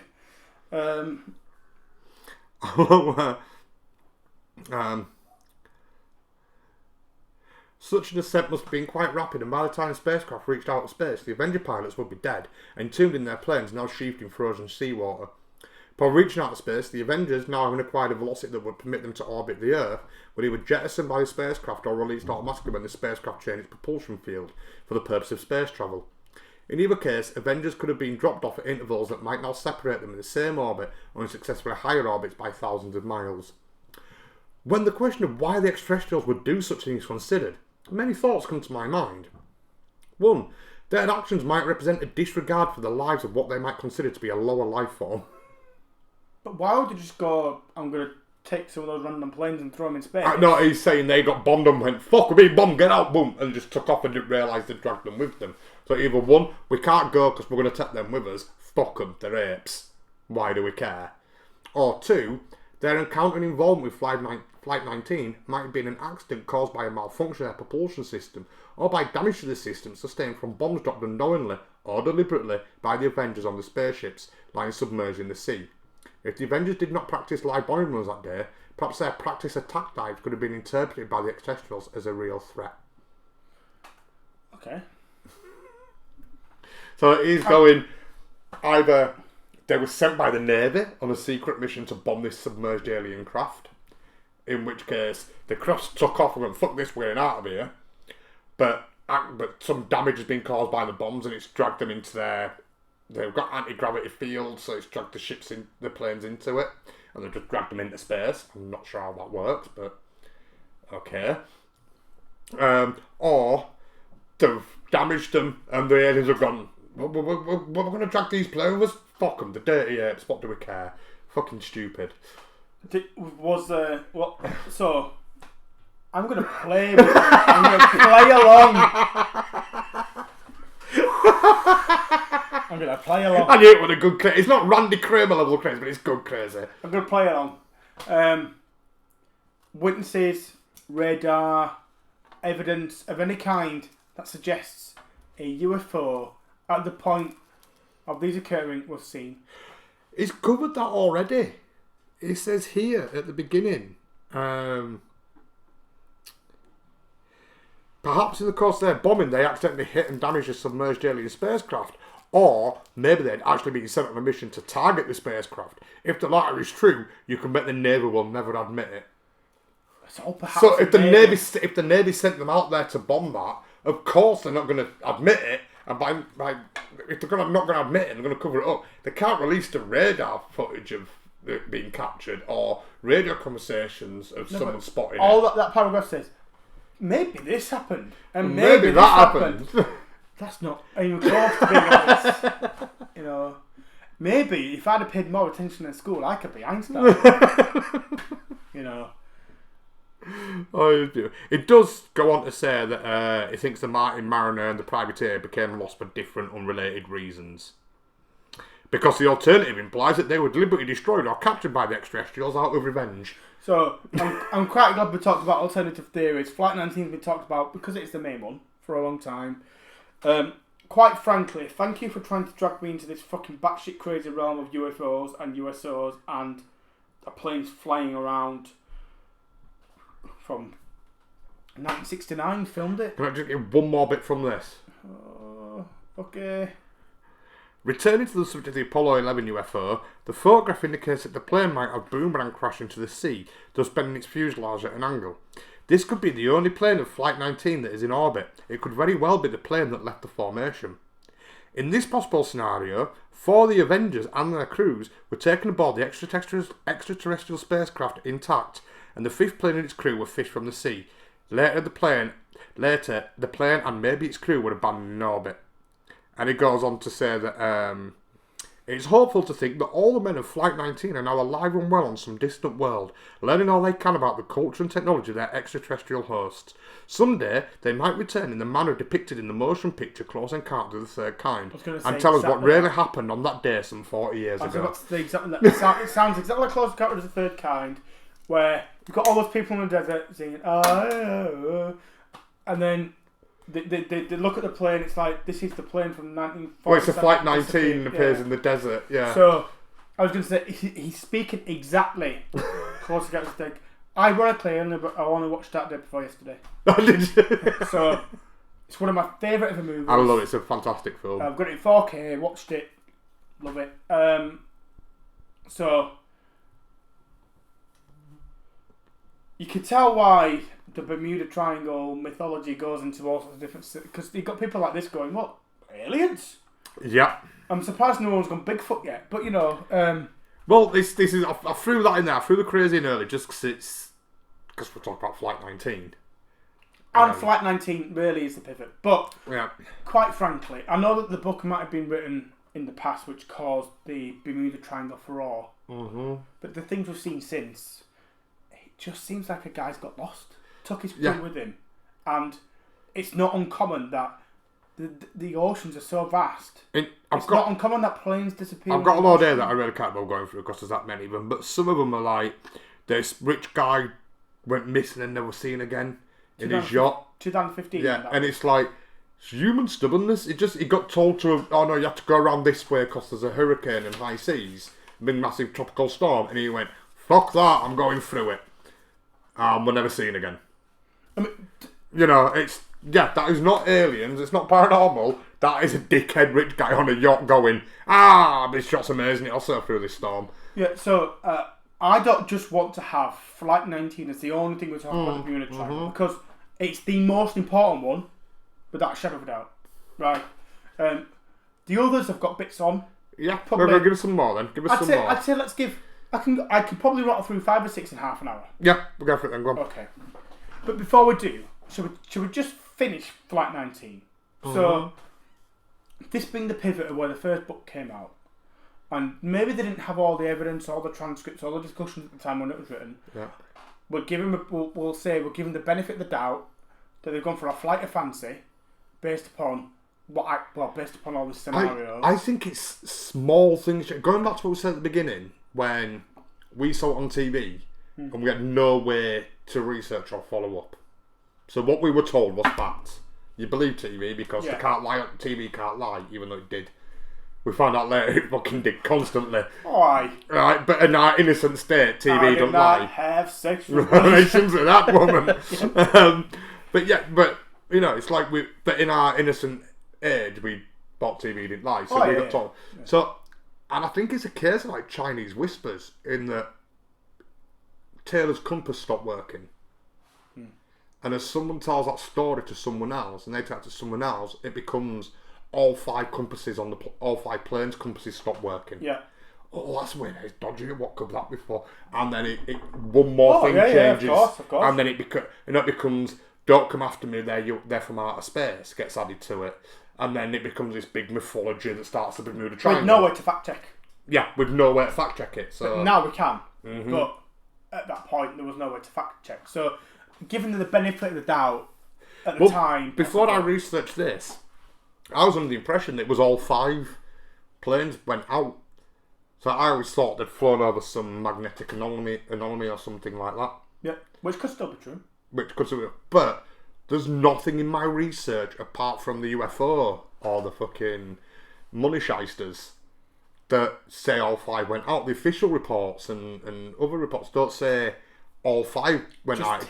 Just Taylor's went out, and they're following their commanding officer. And he refused to waver from this is true, this is my truth. And yeah, I'm the commanding officer here. You're the students. You follow me. And even though they knew we were wrong, well, one of them reportedly fucked off, but that's not in the official report either. But someone still said, "Let's go west, damn it." Yeah, let's go west, damn it. And it's like, nope, I'm out doing this, and you follow your commanding officer even to your death. But growing up, it was always all 5 went out. It wasn't until this week researching this that only his went out. And that's what I'm trying to get. That I never questioned that. I never had any way to question it. But if I thought that for 30 odd years... I don't think you thought it. I think... I've been told it. The thing is though, do you know what it is? Like, I'm guilty of this. Someone gives you an incredible story and you want to believe it. And you know if you actually look under the bonnet, that incredible story. Well, no, but this is what I'm saying. When I saw that on TV, it were all 5 went out and they disappeared, and it was like... Yeah, when you were a kid. Yeah, I was a kid and I saw it, and then it's like, well, I've no way of looking under the bonnet. And then when I'm older, I'm in my 20s, 30s, we've got the internet now, and it's like, no reason to... It's never popped in my head to go back and research it. Yeah. So that's just accepting facts. And it wasn't until, like, how many people watching this have gone out and researched the Bermuda Triangle like we have this week? How many times in your life since you watched that documentary have you gone out and researched Bermuda Triangle like you have this week? Do you know what? I haven't, but there's part of me going, I think there's an unconscious thing going, don't, because you're going to break the spell. Yeah, there is a bit like... It's like, I there's so many little conspiracies where I just want them to be true. It's that thing of like, you don't want to find out how the sausage is made. It's that kind of thing. I know, but you know what I mean? Or don't meet your hero. Or don't meet your hero, stuff like that. But you know, as I said, giving them the benefit of the doubt that they believe. But I think this is why Flight 19 is the biggest one. Oh, 100%. Right? The only reason it is that Chinese whispers type thing that has led it from being... We don't know where they went or what happened. Like, this dickhead got lost, crashed, and we don't know where they've gone. We've not found the wreckage. Because essentially, that's the whole story. And it's military. They've got the best technology. Yeah, what did they have on those planes? What were they testing new flight drug? Were they testing this? Or were they meeting aliens? Or were they doing this? Right? And it's kind of gone, and it's built into this mythology. And where we've got now, you know, this week we've got the CIA saying... the American military going, yeah, we've got UFOs and we don't know what they are or where they're from, but we're pretty sure no one on Earth has this technology. Basically going, the fucking alien. Well, right. We don't know who controls them, but they're not... We're not seeing them as a threat, they said. Yeah, well, they said we don't think anyone on Earth has this technology either. Yeah, true. Right? So, more or less said they're aliens without saying they're aliens. But... Back in 45, 50s, it was like, we want to know what happened here. And they're just like, fuck off. But I want to know what happened. Keep wanting, mate. Keep fucking wanting, you know. Once till 2000s, we got the Freedom of Information Act. Yeah. Bush, for fuck's sake. Who'd have thunk it? But you know what I mean? It's like 1 till 2000 we got the freedom of information. So before that, government's just like, nah, this is our story. We don't believe it. We don't give a fuck. But but that allowed this vacuum of knowledge. Allowed this. It was aliens. It was UFOs. It was and people's imaginations ran mental. And they'd write a good story, and this book would fucking fly off its shelves. So some other chance would come along and write something else, and just make some shit up. It was UFOs, and then fucking hell, with UFOs, because you know what else to get the information from. 6 months later, another book comes out. It was Atlantis. Well, let's not get there yet. But you know, it's other stuff like magnetic interference, a magnetic anomaly in the so because there was, I think what I'm trying to get is because there was no response from the military about what happened. It left this void of facts which people were then free to fill in with flights of fancy. Yeah. And that's why Flight 19 became the big one. And without that, all these others that have gone missing, I don't think it'd have been that big a thing. Right, so I've kind of made my point there. Do you want to cover some more disappearances? Do you want to give me a final thought on Flight 19? Because this is the pivot of the whole thing, which all the books are based upon. And I tried to get to the point, I think, but in a roundabout way. Now, 2021, looking at the evidence, for me, it doesn't seem a mystery anymore. No. It doesn't seem to, like, if this is the granddaddy of all the scenarios that started the whole mythology of the Bermuda Triangle, or the Devil's Triangle. It's that thing like the foundations are flawed, so the house is coming down. It's shaking. Yeah. It's immediately shaking because, for me, I especially when we look at Flight MH8, something like that. MH371. Yeah. Or 370, was it MH370? And we still can't find that plane with today's technology after watching it. And we're talking 1945, where we didn't have the underwater capabilities for search and rescue. It doesn't surprise me that we've got all these wreckages that we can't see. And this one for me now, I'm looking at this going, it just seems like a really sad story. Someone's got lost and... Yeah, I kind of want to... I don't want to buy into the it was drunk, hungover, feeling rough. I don't believe... I'm not necessarily believing that, but... Because that feels like a bit of characterisation. It's like, he was incompetent when his record before that. But his transcript has suggested... But his transcript just says he was fucking lost. He refused to accept... Like, I'm a superior officer. I know better. Yeah. It's a bit egotistical, a bit fucking... I'm right. Even when I'm wrong, I'm right. And, yeah, just sounds like we're a knobhead. I think the drunk bit don't really matter to me because he was drunky rough and that sounds like a bit of character assassination after the fact, if I'm honest. But even if you take he was drunk out of it, he was just incompetent. Human error. Yeah, human error. Yeah. And I think based upon the fact that they started talking about the Bermuda Triangle, started bringing up historical stuff, and I'm going to try rattle through some quick ones. Some of the other famous ones was the USS Cyclops. So this occurred on March 4th, 1918, where the USS Cyclops disappeared without a trace, and it had a crew of 309 people. I've got 306 crew and passengers en route to Baltimore, Maryland. 306, I've got 309. Either way. Okay, but it's in the margin of better, yeah. Circa 300 so.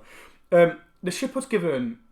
So originally, it wasn't ferrying the cargo it disappeared with. So this is the thing. So originally, it was a warship, or in the war. And after the war, they started asking it to transport heavy loads of metallic ore, similar to what was it's had other ships as well, but it was asking to look at all this ore and stuff it was shipping around. Yeah. Now, what was seen is the Cyclops was specifically built by the Navy to ferry tons of coal across the oceans, refueling naval steam vessels mid-voyage, and this time it was transporting 10,000 tons of manganese from Barbados to the steelworks in Baltimore. I've got here 10,800 long tons, which equates to 11,000 tons. Okay. So I think 2,800 long tons is how it's distributed on the ship for its buoyancy. But if you had it on land, it'd actually be 11 tons on land. Right, okay. Yeah. But,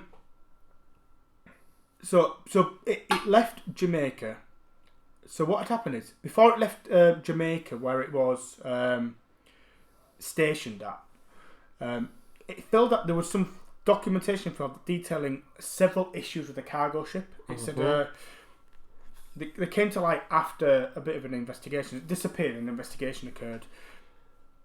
It said that the logbook showed that the Cyclops was suffering from engine failure and was not used to carrying such heavy loads. It was never used for carrying such heavy loads. Yeah, before. I mean, some of the things I've read was it could carry that amount of weight, but the cargo, it could carry 11,000 tons of coal regularly. It did regularly, but because it was carrying manganese, it's a lot denser, so it shouldn't be carrying as much weight as it.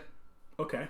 Because the density of the ore creates some kind of problem with the buoyancy. Is one of the theories that I read. All right. Okay. I don't know if that's true or not. I don't fuck all about boats.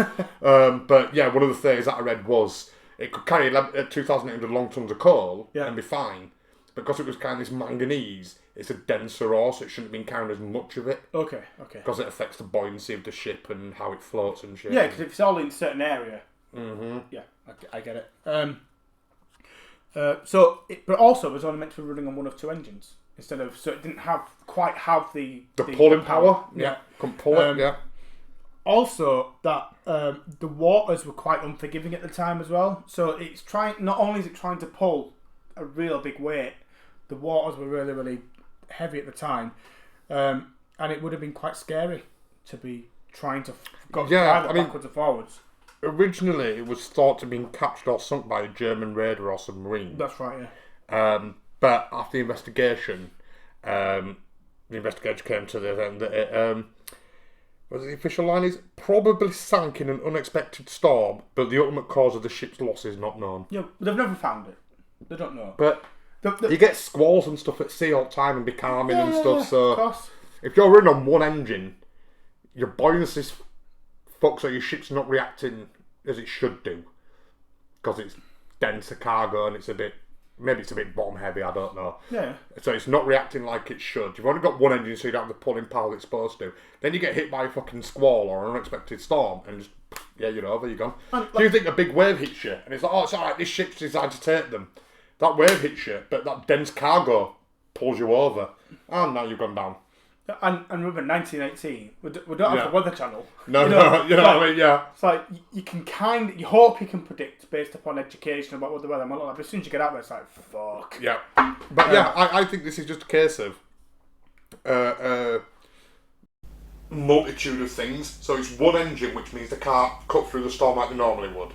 Or the ship's not going as fast as it normally would, because the dense... well, they've only got one engine, so they can't go as fast as they normally do. Then you've got the denser material on board, the denser cargo. Unexpected storm, a big wave hits, like that, like a fucking 30-foot wave hits. We can cope with these, it's fine, I know this ship, she takes these all the time. But it hits and it rocks and it comes back and it goes, rocks, comes back. But you've got this denser cargo on, so it rocks, but it doesn't come back, it just goes over, and now it's down at the bottom of Davy Jones' locker and gone, you know. The irony is it had several sister ships who all met the same fate. But won't they all ferry manganese? Well, you had the Proteus. So it said it was sold in 8th of March 1941, became part of the Canadian Merchant Navy. It was lost at sea without a trace. Somewhere near the Caribbean. And that was on the 25th of November 1941. And then the Nereus, which also sold to Canada, but also was carrying bauxite ore, which is made from nickel and aluminium. So we've got these ships which are meant for ferrying coal, but you give it different things to ferry. Not ferrying metals. And then so the Proteus and Nereus didn't. I wonder if there's something in the climate as well. Okay.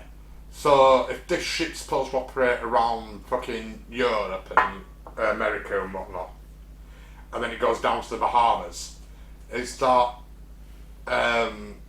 wilder weather? You get more temperate more tropical storms and hurricanes down there than you do up in Canada. Is Canada colder? So you when you go down to the Bahamas, is your planks coming apart on the boat? Are they expanding in the heat, or you know what I mean? I wonder if the temperature's causing a difference. or just wear and tear. Yeah, it's been sold. It used to be in the Navy, now it's been sold because it's done its service. And by the time you get to like the processing nearest, this is 35 years after they were built. It's just general wear and tear. And would they really been serviced? Would they been looked after? It's like you see those guys with like 40, 50 odd vintage cars at like village fairs and stuff and community fairs. And it's like there is a gorgeous 50-year-old cars that they spent 10 years restoring. They don't drive them because they're fucked. But they restore them to look nice and bring them to like showrooms and and events, but they don't drive them. Like, I remember driving that one. How's it feel like to drive now? I don't fucking know, man. I've had this 10 years, I've never drove it. It don't fucking drive, it don't drive, I spent 10 years fixing it, I'll take it out for a 2-minute trip at shops. Maybe another fucking 10 years fixing it. But, so the Cyclops is one of those other ones that said, when they look back at history, going, well, that also... That disappeared, but we saw it, yeah. But when you look at what they actually used it for, and it's sister ships, it's like, well, its sister ships didn't collapse in the Bermuda Triangle. They were used for things outside of its purpose. Just like that was. And the Cyclops. And there's so many great explanations about why it could have sunk that it doesn't necessarily need to be UFOs or anything like that at all. Well, like I said, UFOs only come in from this vacuum of information. It's like there's no information from the government on what happened to Flight 19 or to this ship. So people fill in the blanks with flights of fancy. Yeah. And that's where we get the Bermuda Triangle mythology from. I mean, have you got any more, or shall we go to explanations for the Bermuda Triangle? I do have a few. Well, I have plenty more. But I've got plenty more, but none I can see. I'm going to pick and choose. I mean, I've got one on land. I've got one incident on land in the Bermuda Triangle. Okay. Which was 1969. The Great Isaac Lighthouse, Bimini in the Bahamas. Okay. 2 keepers disappeared and were never found. Jumped off a cliff? No, the bodies were never found. So? Right. And just 2 lighthouse keepers, left without trace, vanished, disappeared, never to be found. But a hurricane did pass through the lighthouse at the time of the disappearance. I wonder how that might have happened. So it's obviously an alien abduction. Of course.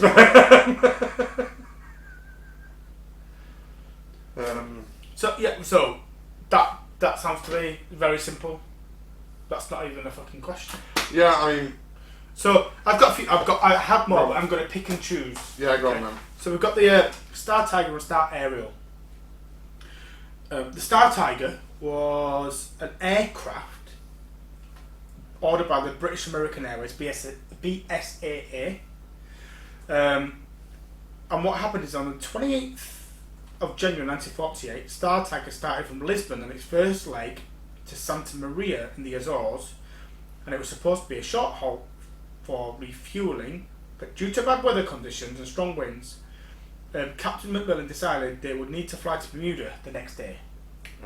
On the 29th of January, the flight took off from Santa Maria, despite strong winds, and there were 25 passengers on board. One was a distinguished guy called Air Marshal Sir Arthur Conyngham, a World War II hero, and the captain decided to fly at an exceptionally low altitude of 2,000 feet, which is very, very low, in order to avoid the strong headwind. At 3:15 a.m, when passengers were sleeping or dozing, the radio operator of the flight pressed a button to get position of the plane to the Bermuda's radio operator. The operator responded, giving the position of the plane at 72 degrees, and on receiving the message, Captain McMillan and the flight operator agreed the estimated time to arrive at Bermuda would be 5 a.m. So I said, where am I? He goes, you're going to get here at 5.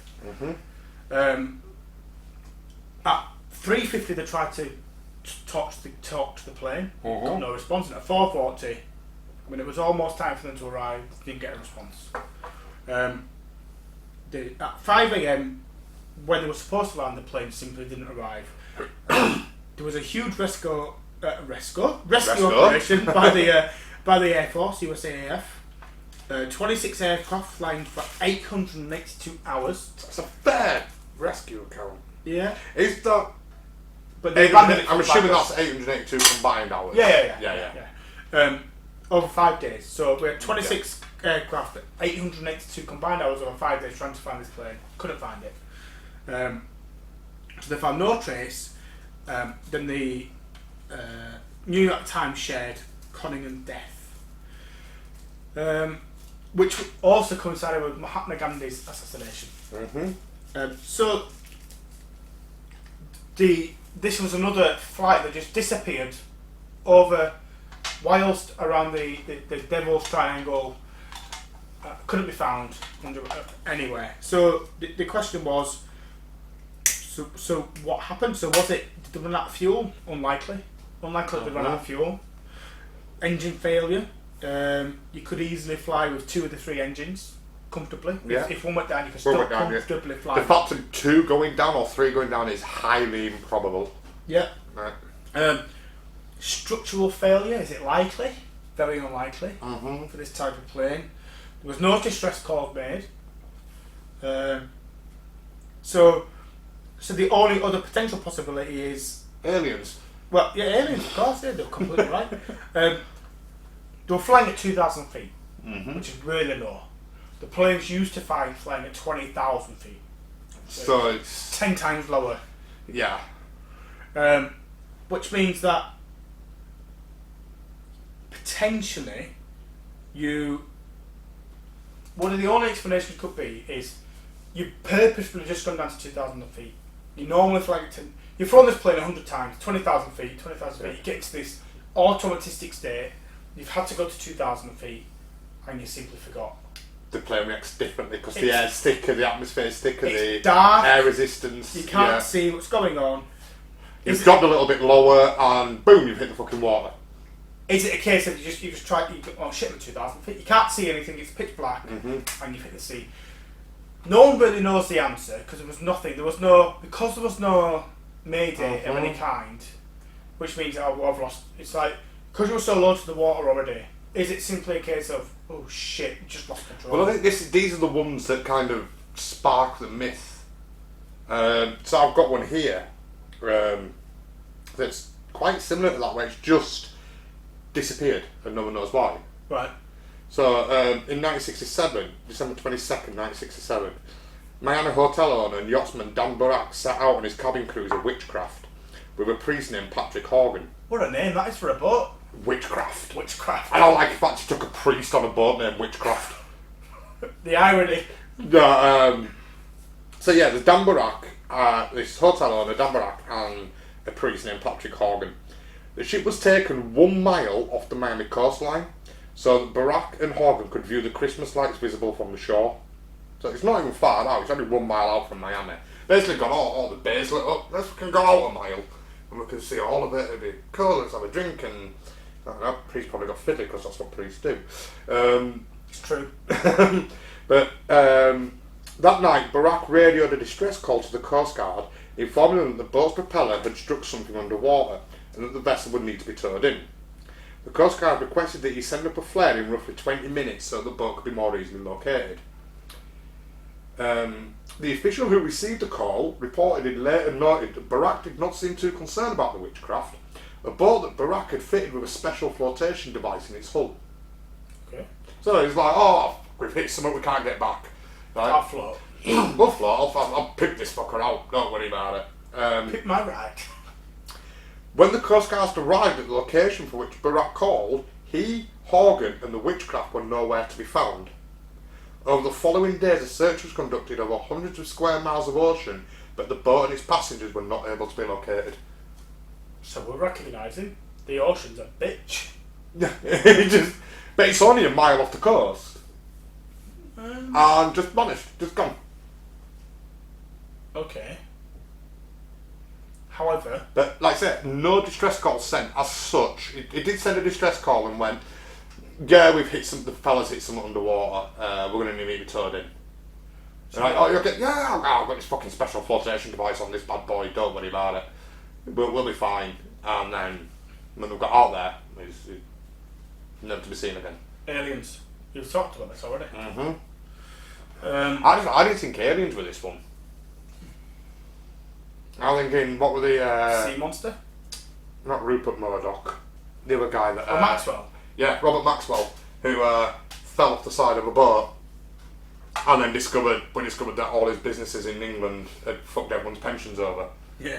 He's not living in fucking Monaco or Rwanda or fucking Bahamas or something, is he? Well, he's probably dead by now, anyway, his age. Yeah, but he didn't die on when he fell off that boat. Oh, yeah.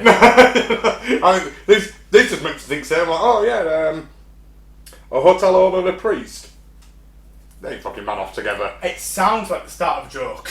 Yeah, but like, they were having some little tryst, and they ran off together. They faked the deaths and fucked off, and now they're living somewhere else. That is a true story, though. So someone, and it was only in this decade. Someone, I'm sure, was on a canoe. Yes. They faked the death. He died. He drowned in his canoe. Yeah, and was found 5 years later in the attic of his widow's house. No, well, I'm sure. No, I think he went to Panama. Yeah, Panama, and he was photographed in Panama, and his wife said the kids didn't even know. No, his kids thought he was dead, but his wife was going out to visit him in Panama. Yeah, and his wife said, I want to go restart a new life. Got over your dad, I'm going to go restart a new life in Panama. I went to Panama, they got caught, and it's like, yeah, I'll fake my death to get my life insurance for about £500,000. So, yeah, happens. I just see it's a bit like, it's just like if you're going out, it might be innocent, but if you're going out, you've got a boat, you're a hotel, you're this hotel, you're going out on your boat to go look at the Christmas lights, only a mile off the coast, look at the Christmas lights. That to me sounds like the kind of thing you do with a group of friends. Not with a priest. No, just him and a priest. No one else. That'd be like, you get the lads round and you get on your boat and you go out and have a bit of a party on the boat and watch Christmas lights. It's like sounds like a really fucking good night. Just him and a priest went out and vanished and like, yeah, and they now have a new life in Mexico and are happily in love.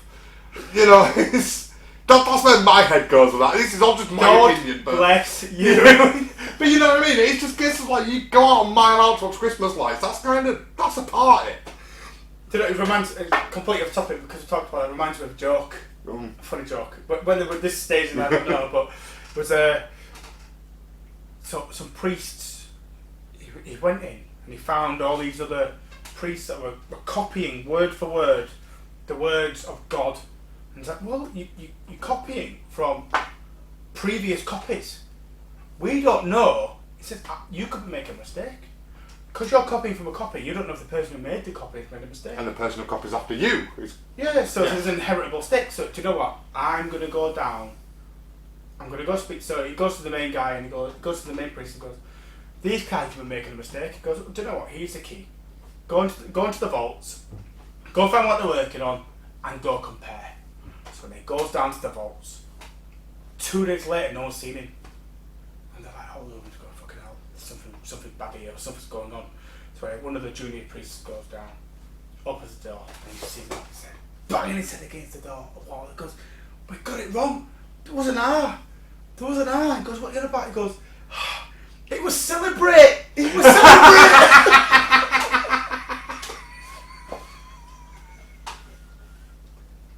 Nice! that would be soul destroying, wouldn't it? That would be celebrate for 30 years! We're supposed to celebrate for 30 years! Fuck! All the cock and hookers I missed out on! Celebrate! Oh dear. Anyway. Priest on a boat! He found out it was an R! That's it, we went off. Anyway, we'll go to the next one then if I can. So another big one was at Flight DC-3. And again, this is all World War-ish. These are all... Yeah. So on December 28th, 1948, the flight Douglas Dakota DC-3 took off at 10:03 p.m. from San Juan Airport, Puerto Rico, heading for Miami. Only 50 minutes south of Florida. It sent its last message to indicate its position. Only 20 minutes to go. The flight was never seen or heard from again. Now, what we've got here is Captain Bob Lindquist. No, pugwash. Captain Bob Lindquist reported to the ground engineers that the light indicator on the landing gear had not come on at the time of landing. So he's like, well, it hasn't come on. The ground crew immediately started the checks and figured out that the battery was weak and running low on water. I don't know how that works. I've got no idea. Right. What the fuck's water's got to do with the battery light? The stewardess Mary Burks was busy deplaning the passengers, and the co-pilot was going around the aircraft doing routine checks. The ground crew refilled the battery and informed the captain that it would take several hours for the battery to fully recharge, but the captain decided not to wait that long and rather charge the batteries in the air from the aircraft's own generators. It's like, fuck it, we'll just charge as we're flying. Yeah, we'll be fine. We'll be absolutely fine. So, at 8:03, it was all set to depart from Miami, and by this time, all the 28 passengers had got back on board. But before the plane could take off, the radio transmitter in the aircraft was not working properly due to the low battery. So the aircraft was asked to wait at the end of the tarmac. The Puerto Rican transport drove to the plane to talk to the captain, and Lindquist informed him he could clearly receive the messages but could not send messages due to the low battery. So he could receive messages, but he couldn't send them. Right, okay, yeah, that makes... So he heard stuff, but he couldn't send anything out. So you could talk him in, but he couldn't tell you if he was hearing you or not. Yeah. So the captain reported the flight position when it was only 50 miles south of Florida, so I'm assuming at that point it must have charged a little bit. No, He's able to report where he is now. But that was the last message received. The weather was normal. The repeated radio signal from the control tower did not get any responses. So the discussions were, what could have happened to this plane. But ultimately, Captain Lindquist told San Juan that his landing gear down the indicator lamps did not work. This led to the discovery that his batteries were so low on water and electrical charge that he ordered refilling of the batteries with the water. He instead of asking for new batteries, he said, let's reinstall the old ones. Just stick the old ones in. Right. Let's not recharge them. Just stick them in. They'll just fucking fly off and they'll recharge themselves. Yeah, okay. The aircraft left with batteries charged only enough to satisfy two-way radio communication with the tower. And the aircraft left San Juan with cargo passengers overweight, so 54 kilograms overweight, right, than what you were allowed to fly with. The message sent to the plane concerning a change in wind direction because of the low battery. We don't even know if that was received, so there was really high winds that could push the plane off. We don't know if they received it because his batteries were knackered. The plane's electrical system was not functioning properly before departing, and the aircraft had fuel for 7.5 hours of flight, and at the time the last transmission was intercepted, the flight had already gone for 6 hours and 10 minutes. So if you had any form of error, if you went off course 1 degree, you were fucked. You're gone, yeah. So people suggest that this DC-3 plane, that's another perfect example of where the Devil's Triangle has sucked them in. But really, it was the captain chancing shit. Yeah. Just being a cheapskate. I don't want to buy new batteries. The old ones are good. We'll charge up as we go. It seems to me like I can't be arsed. We'll be fine. It's like we can put new batteries in. How much they're going to cost? Fuck it. We don't need to pay that. We'll be really... Yeah, we'll be absolutely fine if we just fucking stick it in as we're flying. We'll be all right. I mean, there's another one here. I've got one more. Okay. And this is kind of buys into the Bermuda Triangle mystery and how it all came about. So, in 1881, according to the legend, a sailing ship, the ALEuminati, found a derelict vessel and placed a crew to sail the vessel to port. Two versions of what happened to the vessel are, the vessel was either lost in a storm or was found again without a crew. Lawrence David Couch, author of the Bermuda Triangle Mystery Solved, found no mention in 1880 or 81 newspapers of this alleged incident. He did, however, trace the legend to a book by Rupert Gold, The Stargazer Talks, published in 1943. The ALEuminati did exist. A check from Lloyd's of London records proved the existence of Meta, built in 1854, that in 1880 Meta was renamed ALEuminati. There are no casualty listings for this vessel, or any vessel at the time that would suggest a large number of missing men were placed on board a derelict that later disappeared. Although one website includes the alleged derelict vessel incident, it does find that Rupert Gold talked about the legend on radio in the 1930s. Likewise, the website traces the derelict story to a June 1906 newspaper story, which claims the derelict ship incident took place in 1891. However, the 1906 story does not give a reference to where this story came from. Just made up. Made up for a book. But it's one of the most famous. It's one of the famous disappearances in the Bermuda Triangle, and it never existed. Do you know what? I've got loads more, but all the rest of them are like it sailed into a hurricane. Yeah. So I'm looking at, and I don't know if it's a conclusive list, and I'm assuming that we've got the same list because we do at some point Crossover research without realising we're doing it. Yeah. But I'm looking at. I'm just going to name let's see if it's the same list as you've got. So we've got the USS. Let's start from the top. Yeah. So the USS. So we've got 1492 Christopher Columbus. Yeah. USS Pickering. So it says that on course from Guadalupe, Delaware, 90 people on board, lost in a gale. Yeah. 1814, the USS Wasp. 140 people on board, possibly lost in a storm. Yeah. Then the USS Wildcat. In 1824, 14 people on board. No, lost in the gale with 31 on board. So we're talking. These are the 1800s reporting here. 1840, the Rosalie found abandoned. Possibly the Rossini found derelict. Or you could have. So we've got the same list here. Pirates or whatever. And then we talked about the 1881 one there. I talked about the Cyclops already. Yeah. 21 Carl A. Deering, 5-masted tuna, Captain W.B. Wommel, found aground and abandoned near Diamond Shoals near Cape Hatteras. Yeah, we've got the same list here. But do you know that's an interesting one though? That really is. The Deering one's an interesting one. So I'm trying to see. Let's have a look. The Deering was sighted at dawn by P. Brady. Let's have a look. I'm just going to see whether or not I even talk about this, but it still is. Do you know what? Forget it. It still is a really interesting one. An Italian inquiry into the disappearance, though, confirmed that there have been strong hurricanes in the vicinity. Yeah.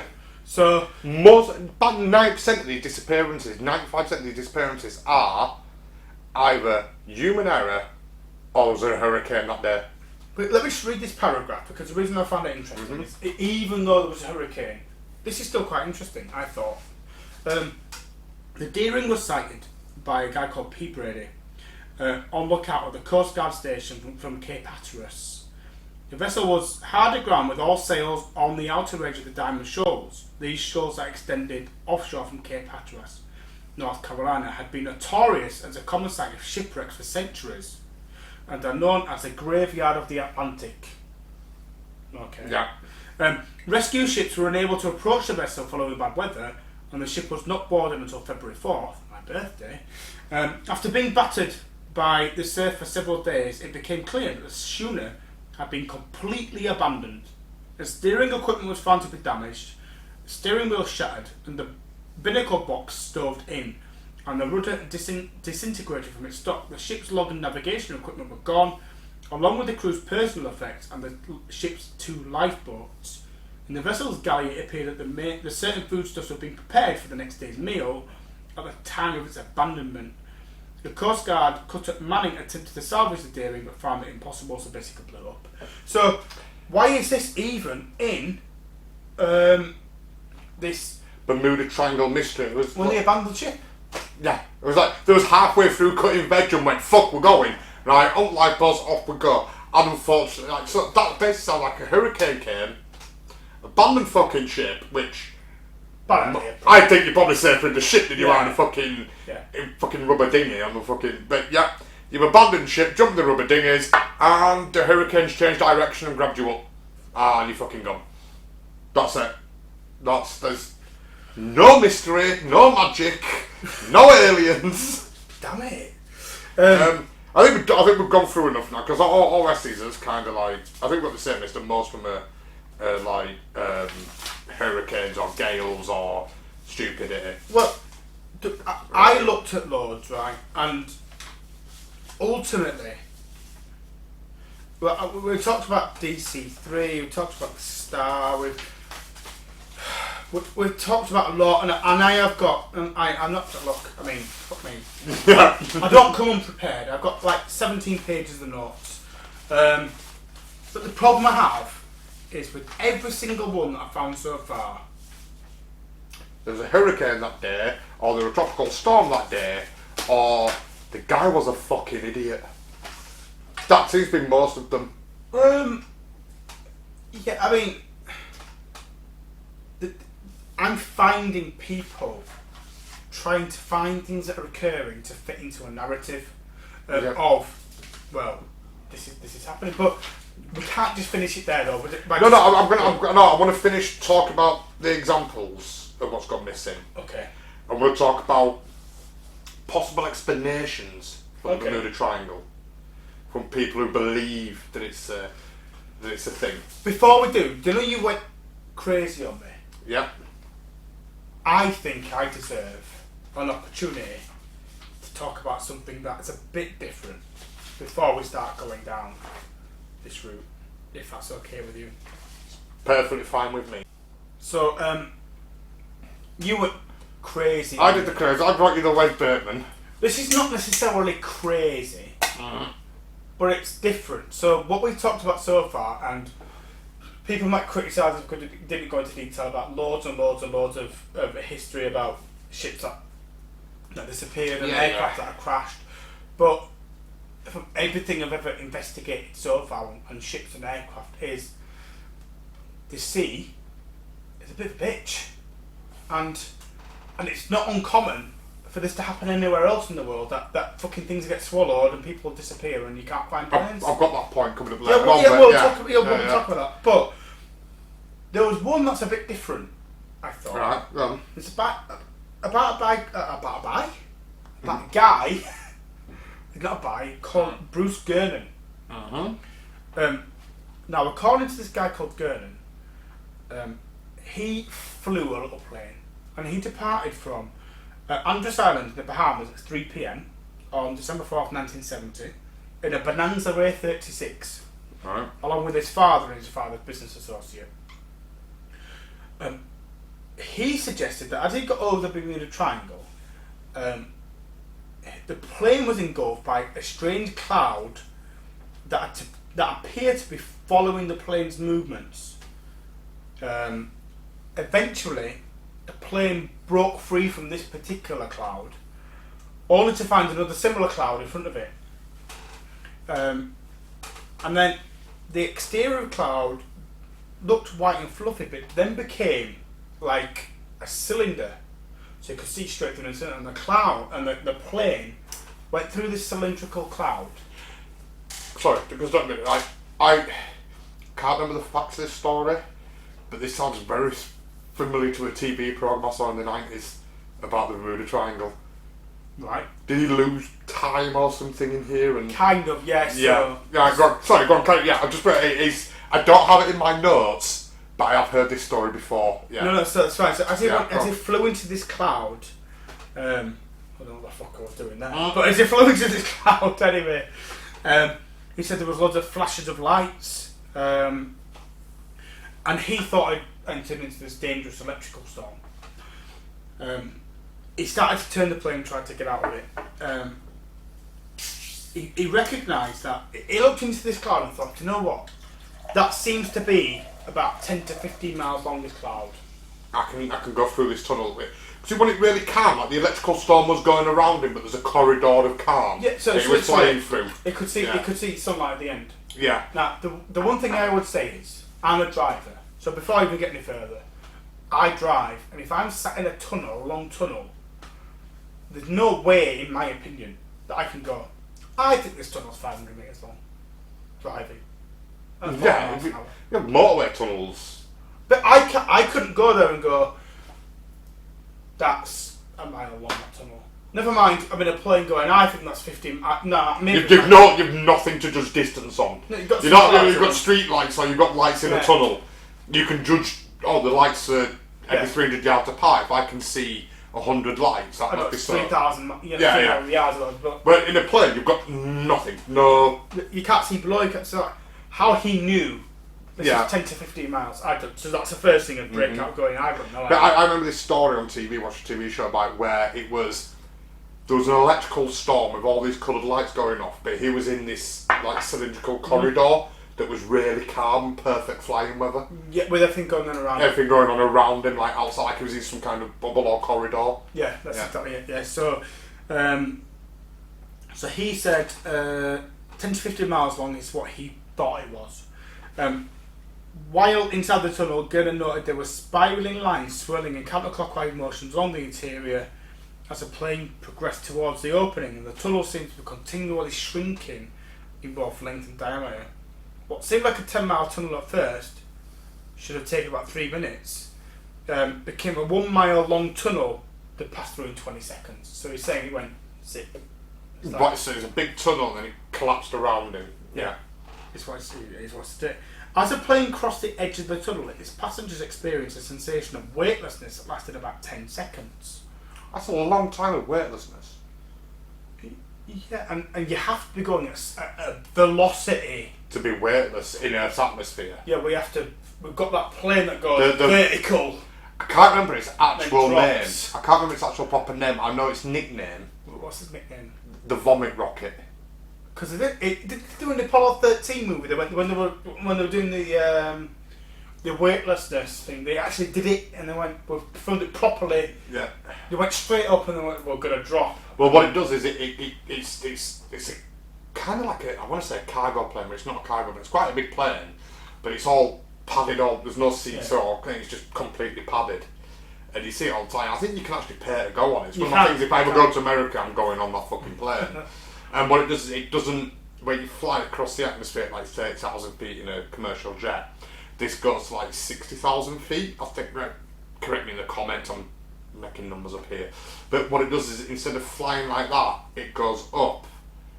Like takes a minute to get up there, and then 20 seconds to come down, and then a minute to go up. So it's actually its flight path goes like that. Right. So that you experience weightlessness at this bit, and then after 10 seconds or so, you come crashing back down to earth. Not down to earth, but you can get weight again. But it's all padded, so it's fine. They've used it for astronaut training. I can't remember what the actual plane is, but I know its nickname is the Vomit Rocket. Because one of the most famous ones was taking Stephen Hawking on it. It's one of the most famous videos of Stephen Hawking on it.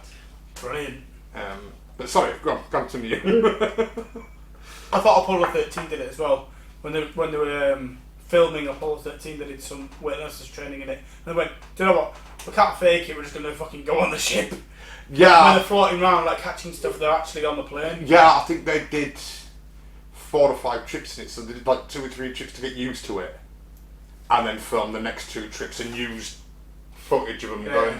It's like when you see Tom Hanks floating up and pressing a button, and it's just him going, right, ready, now, action! And they'd lose weight and he'd just float across and go out and press a button, and then they'd superimpose that into the cockpit, But I thought it was brilliant. But this little plane going through a thing, you can't do it, and not at that height. Doesn't make any sense. At that height, you won't be able to achieve it. So the only way it could be the velocity to achieve it and destroy the plane, surely. So what he's suggesting is that this tunnel becomes anti-gravity. Yeah. Okay. So anyway, I'm trying to see where I got to again. And if you go at that speed in that craft, so you become weightless, you don't have any inertial dampeners, so you become weightless, where you just, as soon as you stop being weightless, you just splat against the screen or the back of the plane, surely. Because the plane moving still, you're weightless. But so when you come back into weight, fullness, I suppose, whatever you want to call it. But you still got the gravity of the plane though, so that's the argument that flat earthers have, isn't it? So it's like, the earth has got gravity, and if you're flying with or against the earth, it's like, well, if the earth's spinning 1,000 miles in one direction, and the plane's going in that direction, but what if the plane's flying against it? So surely the gravity of the earth should be taking the plane in one direction, and therefore you could never progress. The flat earthers say, well, if it was a globe, but they don't understand the relationship between gravity and the plane. It's like, yeah, it's a constant unit. So it's like when you're travelling at 100 mile an hour, you're fucking skin and get rid of, you'd feel it. But inside a car, don't notice the difference. Depending on the car, you might fucking. But if you're in a decent enough car, you just fucking 100 mile an hour, don't even know the difference. If you're on a plane going 500 miles an hour, you don't feel it. But if that car slams on, you fucking boom into windscreen. Yeah. So I'm saying, if you're going at a speed that causes weightlessness, now let's ignore for the fact that. But you're travelling with the plane at the same speed. But let's ignore the fact that the plane would rip apart. That plane would rip apart at those speeds, right? Let's say it somehow stays intact.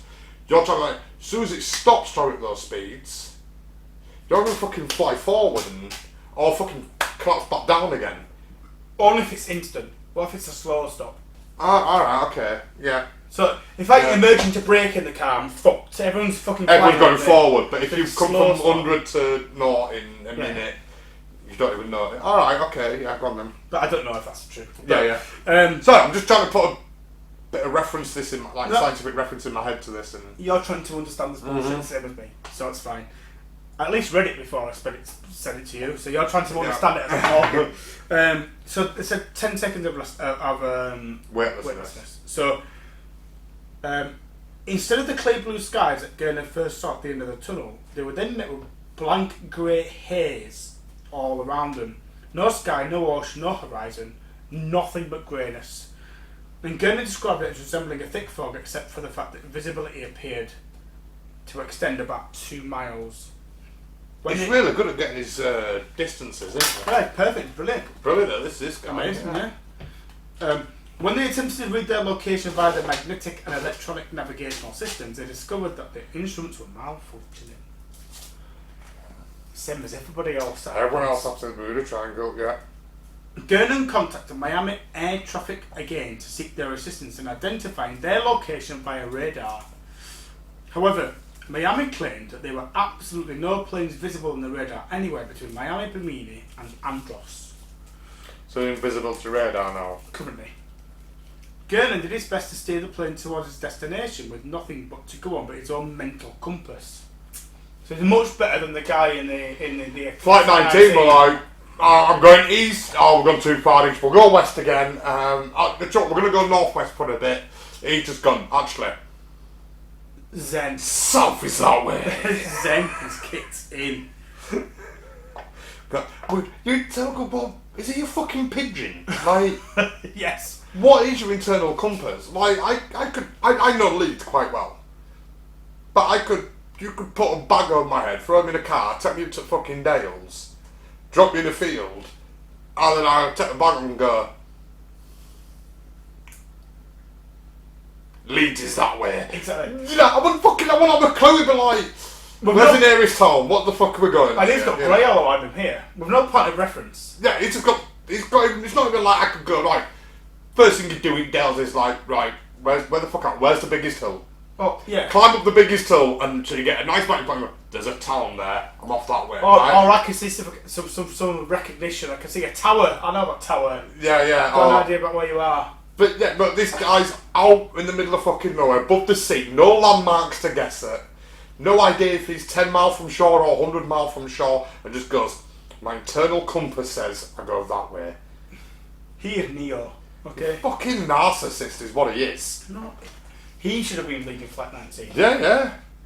Gurney did his best to steer the plane towards the destination with not much going no compass.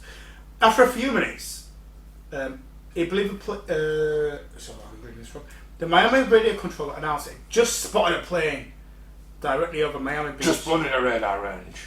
Gurney did not believe the plane that they saw could have been his, because he'd only been flying for 34 minutes, and there was no way that he could have reached Miami in 34 minutes from where he'd flown from. It was at that time that the grey fog around him began to disappear in a strange way that Gurney described as the horizontal ribbons across the sky that gradually expanded until the fog was gone. When the fog was gone, Gurney could see that he was in fact over Miami Beach. With the visibility and navigational instruments restored, Gurney landed the plane at Palm Beach International Airport, and the flight lasted 48 minutes. The issue being is it takes you 75 minutes to make the journey. I hope he got a Guinness World Record certificate. Well, The issue. So so what he's saying is just because we were going down this other route. So this is just a bit different to all the other stuff where people have died and disappeared. And the question here is: does he have a documented takeoff time and a documented landing time? We've got nothing there. We've got nothing. So because that's the easiest way to prove this is because to fly, you've got to get clearance from the airport. Yeah. So what time did he get cleared from the airport he left? Ask me and where's the questions. document record of him leaving? Saying 34 minutes later landing at Miami. Because if you've got documented time, then you've proven that flight. In which case, collect your Guinness World Book of Records, son, and let's investigate what the fuck just happened. Don't ask me logical questions. So, again, we'll talk about a few things that have happened here. So, let's try and talk logical to an extent. So, if you get caught in an unexpected tailstorm with that type of plane, could get pushed faster. If it only takes 50 miles per hour faster to be taken and be able to make that journey, I think. Yeah. So, in theory, if he did actually catch the back end of, if he's not lying, or whatever happened. But what year was this? 1970. Possible we didn't have flight logs as detailed back then. So we know certain politicians were on a certain plane going to a certain island Lolita Express. because of flight logs. Yes. Now, if you took off from an airport or landed in an airport, there's flight logs. Yes. Well, I don't know if it's something. But 1970s, maybe not. But let's just give him the benefit of the doubt. He did this flight. He saw what he thought he saw. Yeah. Could it be the tail end of a storm that's fucking dragged him along really, really fast? And then it's like the storm all got his instruments all got fucked because of an electrical storm. Could it be an electrical storm that just propelled him forward? And I don't know, something the fucking. Wasn't Tesla working on hallucinogenic magnetic fields? Is it the Hutchinson effect? Where he was talking about the creation of electromagnetic storms from like a mist, which can be created naturally, and he did it in. I'm sure he did it in his. I really don't know enough about this now, actually, but I'm sure he did it in like an environment where he could control. But he's saying in nature, you could create the Hutchinson effect of where it could bend space-time, where space-time could be bent naturally by electrical forces coming together in some sort of fog, and if you get caught in that fog, space and time gets bent.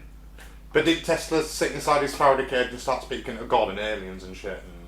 Yeah, he said he could see all of the past and all of the future all at the same time. While he was sat inside his. So what I'm saying, if Tesla could do that with Faraday cage, and we have documented evidence, well, it's not Tesla's. Well, it's Tesla's word of it, but he could see all the space and time inside his Faraday cage. If you fly through an electrical storm, let's say Tesla couldn't see all the time and space, he was just hallucinating some magnetic resonance. So we know we scan the brain with MRI machines. Yeah. With magnetic resonance, we use magnetic fields to scan the brain. If you scan at a different frequency, you start hallucinating because the electrical impulse in your brain are on the same electrical wavelength. I reckon he drunk your homebrew before we started. My homebrew is fucking good. Better than this piss I'm drinking. But yeah, so I'm just wondering if it's a case of this is a magnetic storm or electrical storm on the same electrical wavelength as your brain waves, and you start hallucinating because you're connecting with it in some way or something. I don't know. Hypoxia. Hypoxia even, but yeah, it just sounds like maybe hallucinated a bit. And well, the problem we have with this guy is there's no evidence for it ever happening. There isn't. This is the issue. So no evidence he even took off that day. He'd done it a few times. Yeah, but there's no evidence of that flight happening on that day or anything happening in that flight. Well, it could have happened, but I can't find evidence that he's produced other than a fuel stub that says, "Look, I got fuel that day." So you can get a fuel stub up road or full in your car. It don't mean you drove to London exactly that day. You know. But the one thing I will say is when we always say, "Follow the money," he wrote a book. Done. There we go. I'm trying to find the evidence in this. I can't find any evidence at all. And then, oh, he wrote a book about it. Yeah, that's where this story came from. That's why this story exists. So, I just wanted to be a bit different, but he believed he time travelled. He time travelled 30 minutes, went to this big grey tunnel, like Langoliers scenario, and time disappeared, all lost. It's like, whoa, what the fuck's going on? So, he said he was in his plane, hit this cloud. See, this is in the 70s as well. Yeah. So this is when alien abductions were coming into pop culture, where missing minutes and time was a thing. So the reason we call our outtakes that we put up the missing minutes is a link back to alien abductions when... It's just a play on words. But Yeah. But so this is kind of, he's read alien abductions, in pop culture, time goes missing. Ooh, I can do this, I can write on that. And well, it didn't suggest it was aliens this time at least. No, but just infers time went missing. Was it a natural phenomenon? Was it an alien phenomenon? Up to you to decide. That makes for a good sale. Because it's how you interpret it. Yeah. But the thing is though, I watched a few videos on him, and in the same way that people give credence to Bob Lazar, who Bob Lazar will never change his story, never once. Always, and you've been proved right year after year after year. Well, this, from what I can say from this guy, is I don't think his story's ever changed. So, either he's got some sort of form of psychosis where either he's got into a lie, like we were saying before. Sometimes it's easy to keep a lie going than to back out of it. It's like, I said the lie, I'm like, really? It's like, fuck, it was supposed to go this far. Bollocks. I'm in deep now. Wrote a book about it and went, I can't turn back now. And I have to be absolutely spot on with it and just don't change my story. Secondly, he believes every word he's saying. But just hypoxia and hallucinations, and it's real to you. Yeah. And let's be honest, right? There's been times. Let's get some credence here, right? We've never talked about it on camera. We've never had this discussion on the ALEuminati, but we have in private, not private, even not off camera, shall we say, that we've talked about people taking DMT and having visions, or Anushka and having visions, and I fully believe they're visions because I know they've taken a drug, they've had this vision. That is what they've experienced. That's their experience of what happened.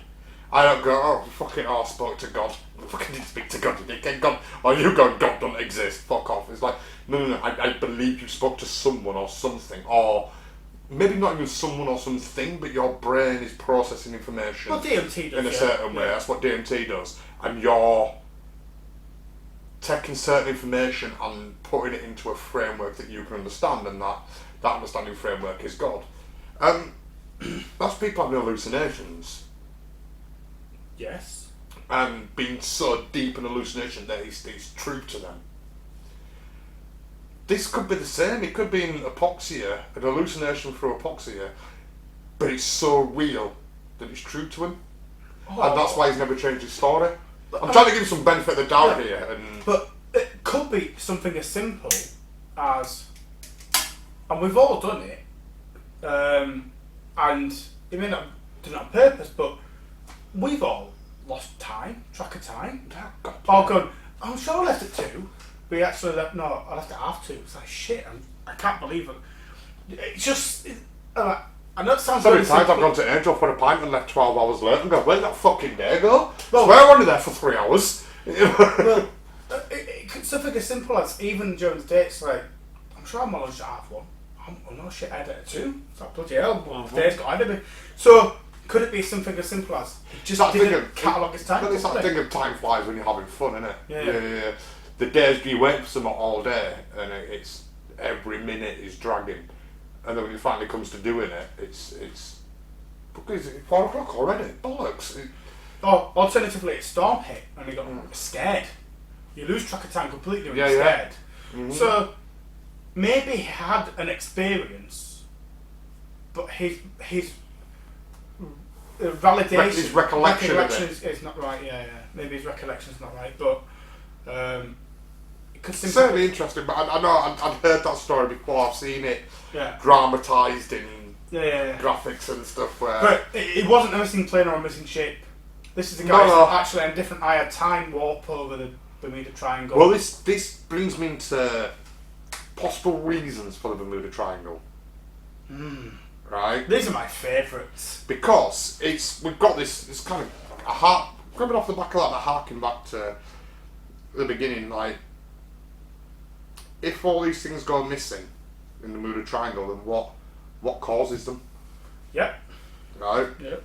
So, I've got a list here, right, okay. of people. I'm going to preface this with persons accepting the Bermuda Triangle as a real phenomenon have offered a number of explanatory approaches. Okay. So this is people who have gone, we know the Bermuda Triangle is an event, it's a thing. Okay. But we don't know why it's a thing. So this is what we think it might be. And before you do go there, that answer's fine. I know something's happening. I can observe it, but I don't know why. Mm-hmm. That's an absolutely fine observation and answer. So, but what I'm saying, these are from, because I've got two sets here. Right, so I've got a set of people who believe the Bermuda Triangle is a mysterious, weird place, and try to give an explanation to why it's so weird. Okay. Then I've got some explanations from skeptics. Okay. Because I like to be balanced. I think I've got something similar, so let's do it. So, like we were talking earlier about the, we went to Flight 19 and just UFOs come out of nowhere. Right, so, first up, paranormal explanations. Okay. Triangle writers, that's the official term for them, by the way. Is that what you call when you... Yeah, triangle writers. So this cult is a triangle writers cult? Mm-hmm. Okay. They've used a number of supernatural concepts to explain the events.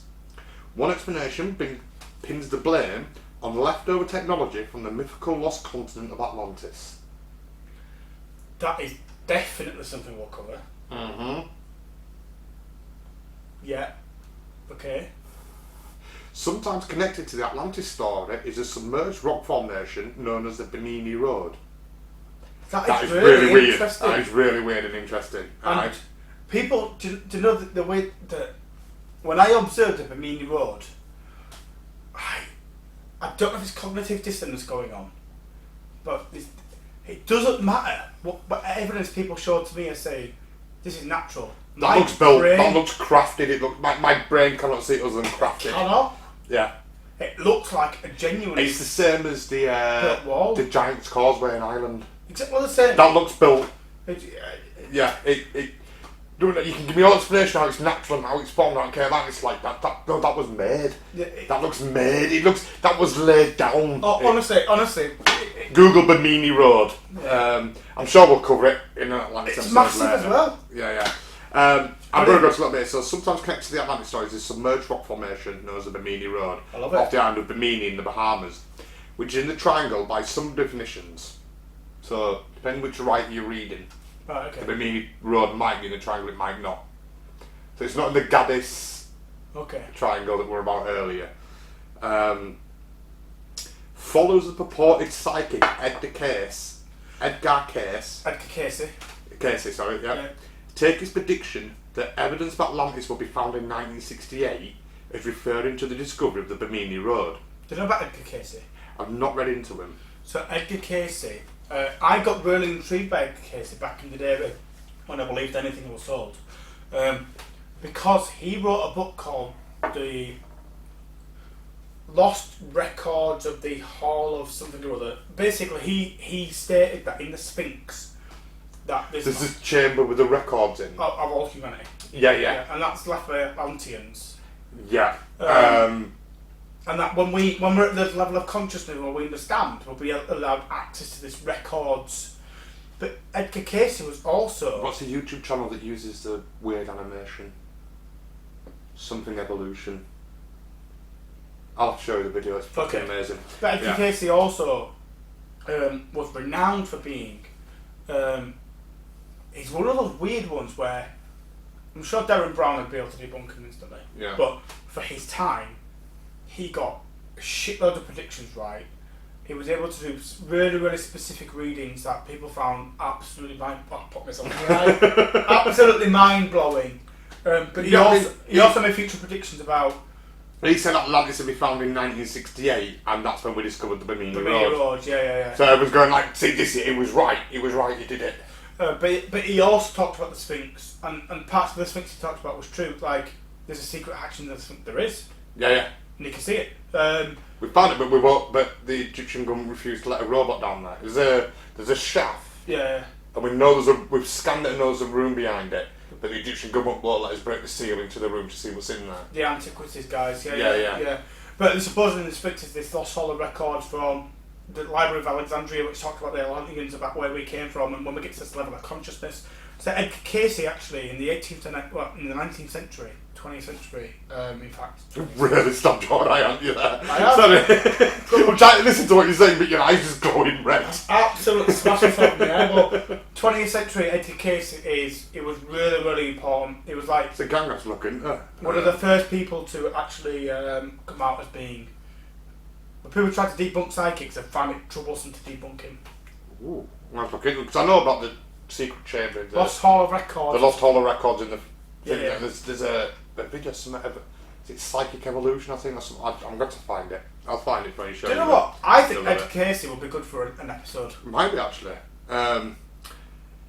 Believers. Sorry. Believers describe the formation as a road, wall, or other structure, but the Bimini Road is of natural origin. I can't. There's my cognitive dissonance there, but like, right. Other writers attribute the events to UFOs.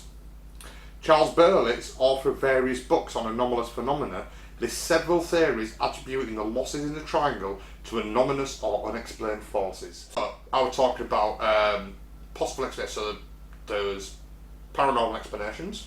Yes. Natural explanations. So I talked about the UFO explanation about they would come and abduct, effectively try and abduct military personnel in a place where it couldn't really be catalogued because they were like, the atomic bomb went off, ooh, fucking hell, you're a threat. Let's really take military. Let's grab Flight 19 and find out what the military's up to. Yeah, because it would take them over the ocean when no one's really monitoring. We'll be able to, rather than come and do an Independence Day invasion ship. Yeah. Let's just take them where no one's going to. Well, I'm going to move on to natural explanations. I like these actually. Alright. Yeah. So you kind of touched on this earlier with like Flight 19, his compass wasn't working and what he pissed, what he just hung over, what he just incompetent. But compass variations are a thing. And they're natural though. So compass problems are one of the cited phrases in many triangle incidents.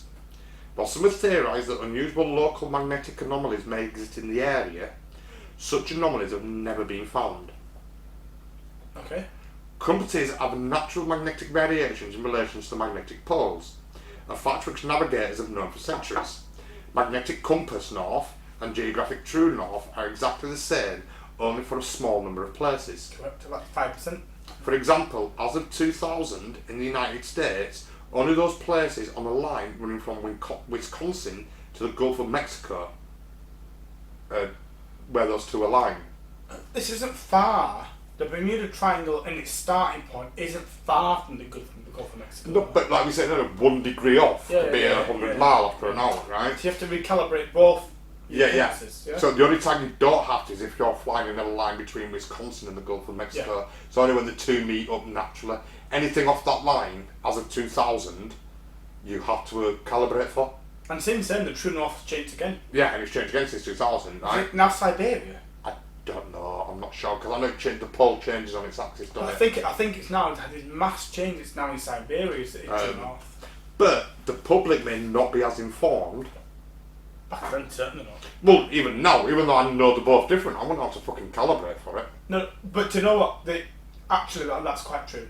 If you said to most of the public now went north. They've gone North Pole. Yeah. And they wouldn't know there's two differences. No. But even though I know there's two differences, you got alright. So you know the difference between geographic north and magnetic north. Yeah. Alright, can you just rely on those compasses then? I don't fucking know how. Well, we're not talked to. But, Yeah. But I'm saying even the public now. I go North Pole. Oh yeah, it's up in top of the planet, isn't it? It's up there. It's where Santa lives. No, but yeah. Ultimately, and I'm not trying to be offensive here, but most people go, "There's one north." Yeah. And it's up there. Yeah. You know. So the public may not be smart and think there is something mysterious about a compass changing across an area as large as the triangle, which it naturally will. Well, lots of places on the planet. So it's not just a case of I'm flying from Bermuda, from Bahamas to Florida. I changed my compass and I've got. You'll have to change it a couple of times while flying, because an area as big as the triangle, you'd have to change it.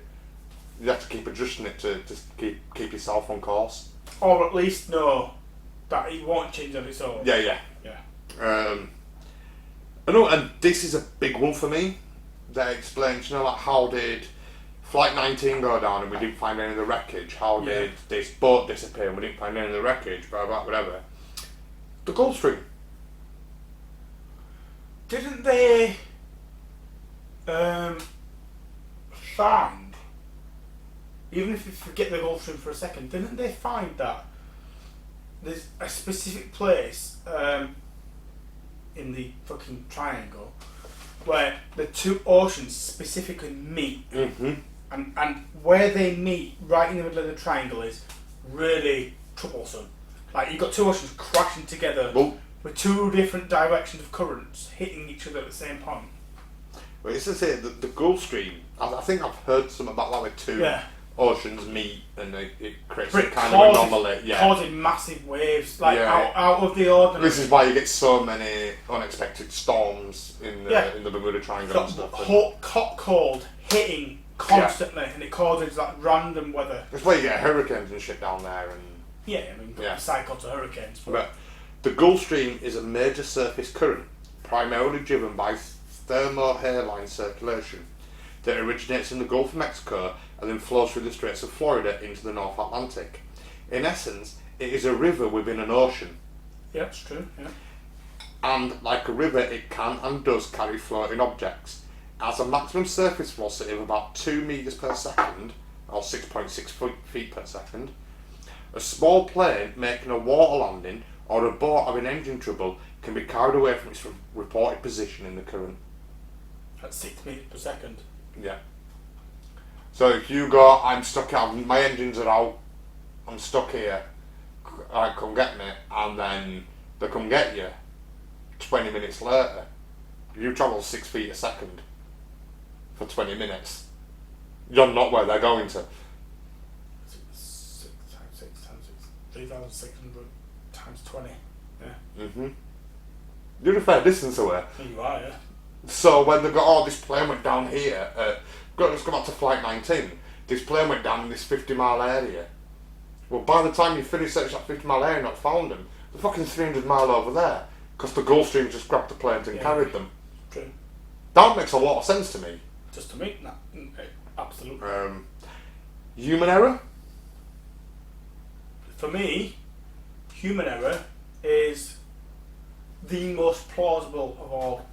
Yeah. I mean, today, one of the most cited explanations in official inquiries as to the loss of any aircraft or vessel is human error. Human stubbornness may have caused businessman Hardy Canova to lose his sailing yacht, Revonic, as he sailed into the teeth of a storm south of Florida on January 1st, 1958.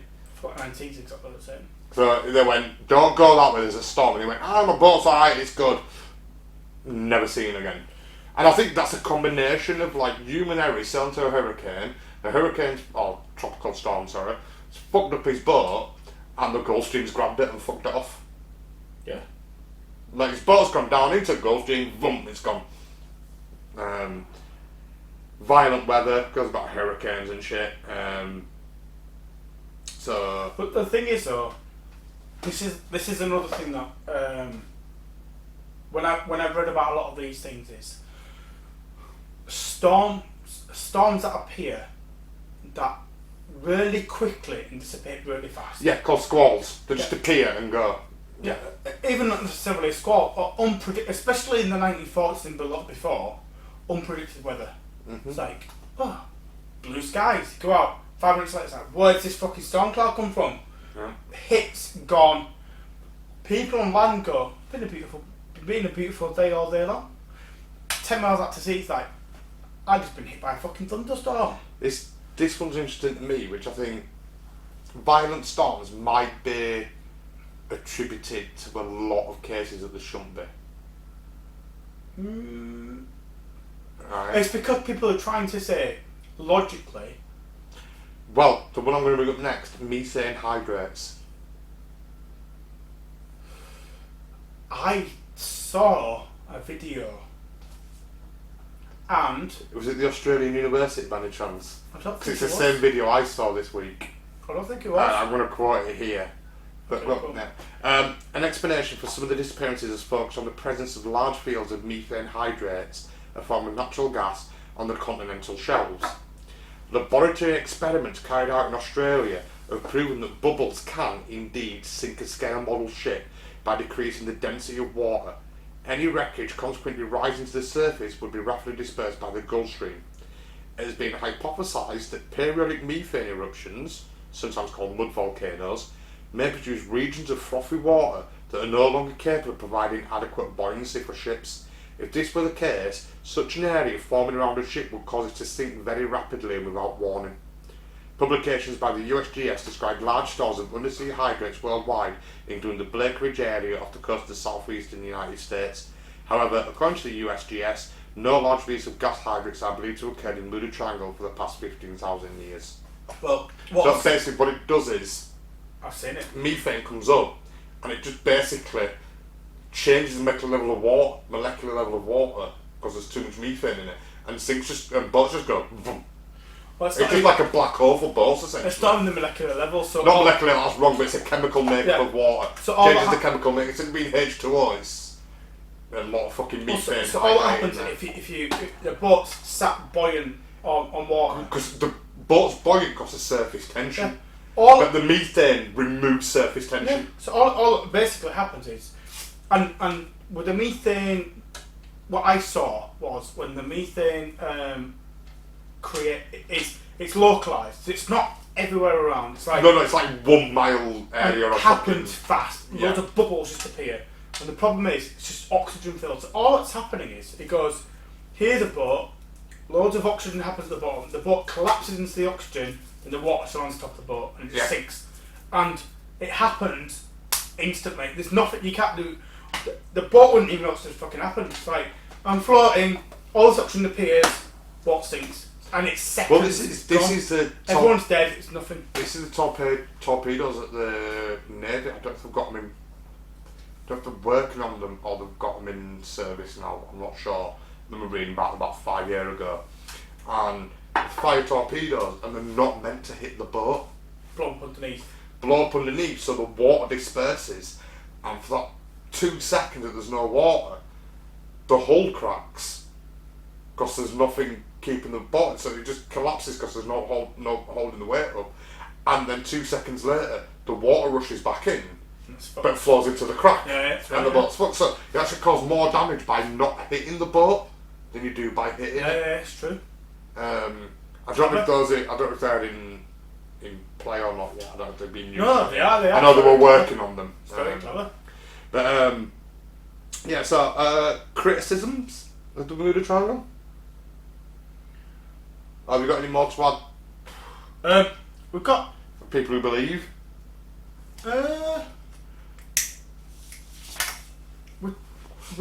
I know it's quite ranging. That was people who think it's aliens, people who think it's Atlantis. Some people think it's human error, people think it's violent weather, people think it's methane.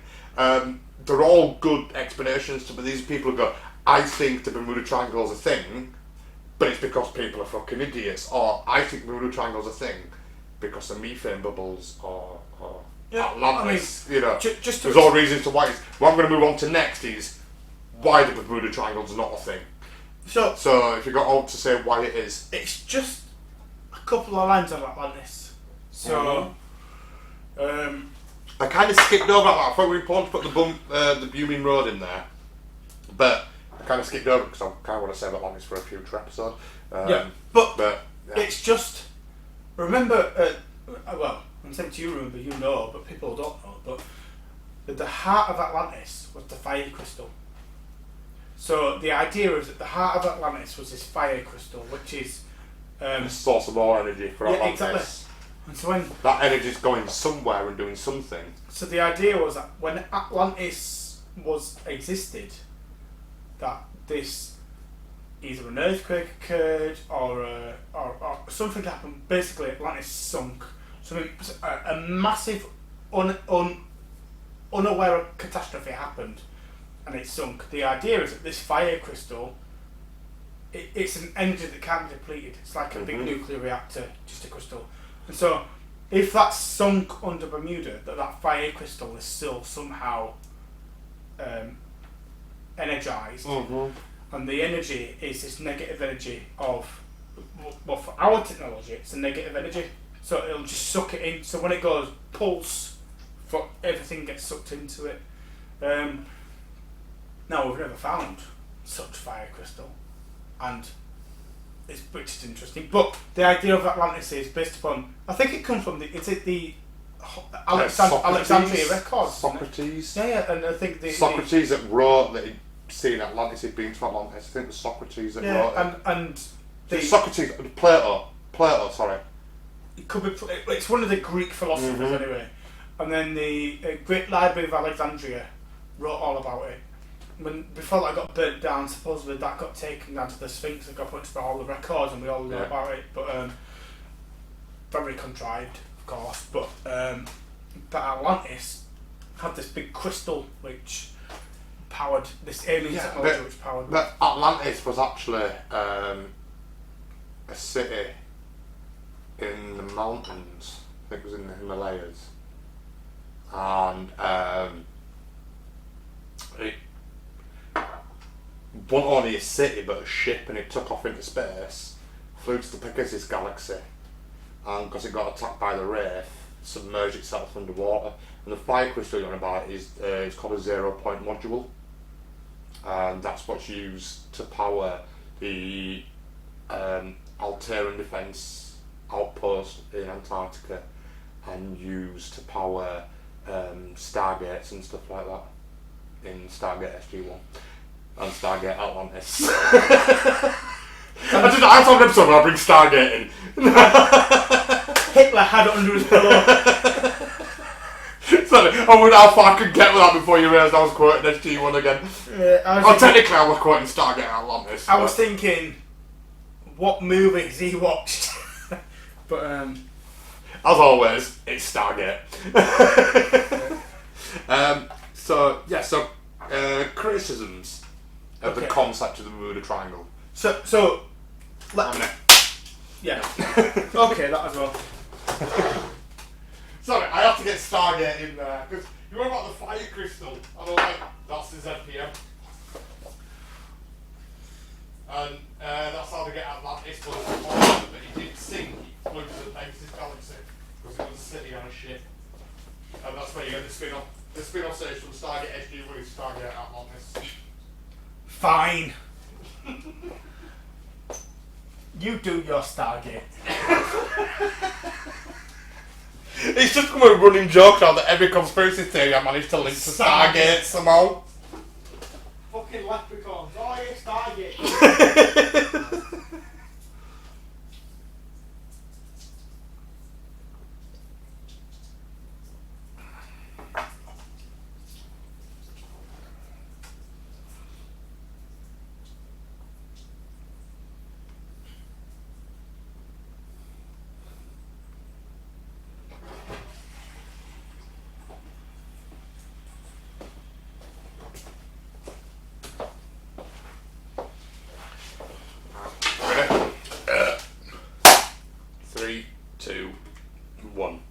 Right, so I've covered what people who believe in the Bermuda Triangle think cause it. And some of them are crazy, some of them are human error and methane bubbles and stuff. Well, some people believe magnetism. There's a big magnet. There's a big magnetism underneath the ocean. So I want to get to people who criticise it, who don't believe the Bermuda Triangle's a thing. Okay. I'm just really interested in balance. So Larry Kush, or Kushchi, I don't know how to pronounce that, author of the Bermuda Triangle Mystery Solved, 1975. Okay. Argued that many claims of Gaddis and subsequent writers were exaggerated, dubious, or unverifiable. Kushchi's research revealed a number of inaccuracies and inconsistencies between Berlitz's accounts and statements from eyewitnesses, participants, and others involved in the initial incidents. Kushchi noticed cases where pertinent information went unreported, such as the disappearance of round-the-world yachtsman Donald Crowhurst, which Berlitz had presented as a mystery, despite clear evidence to the contrary.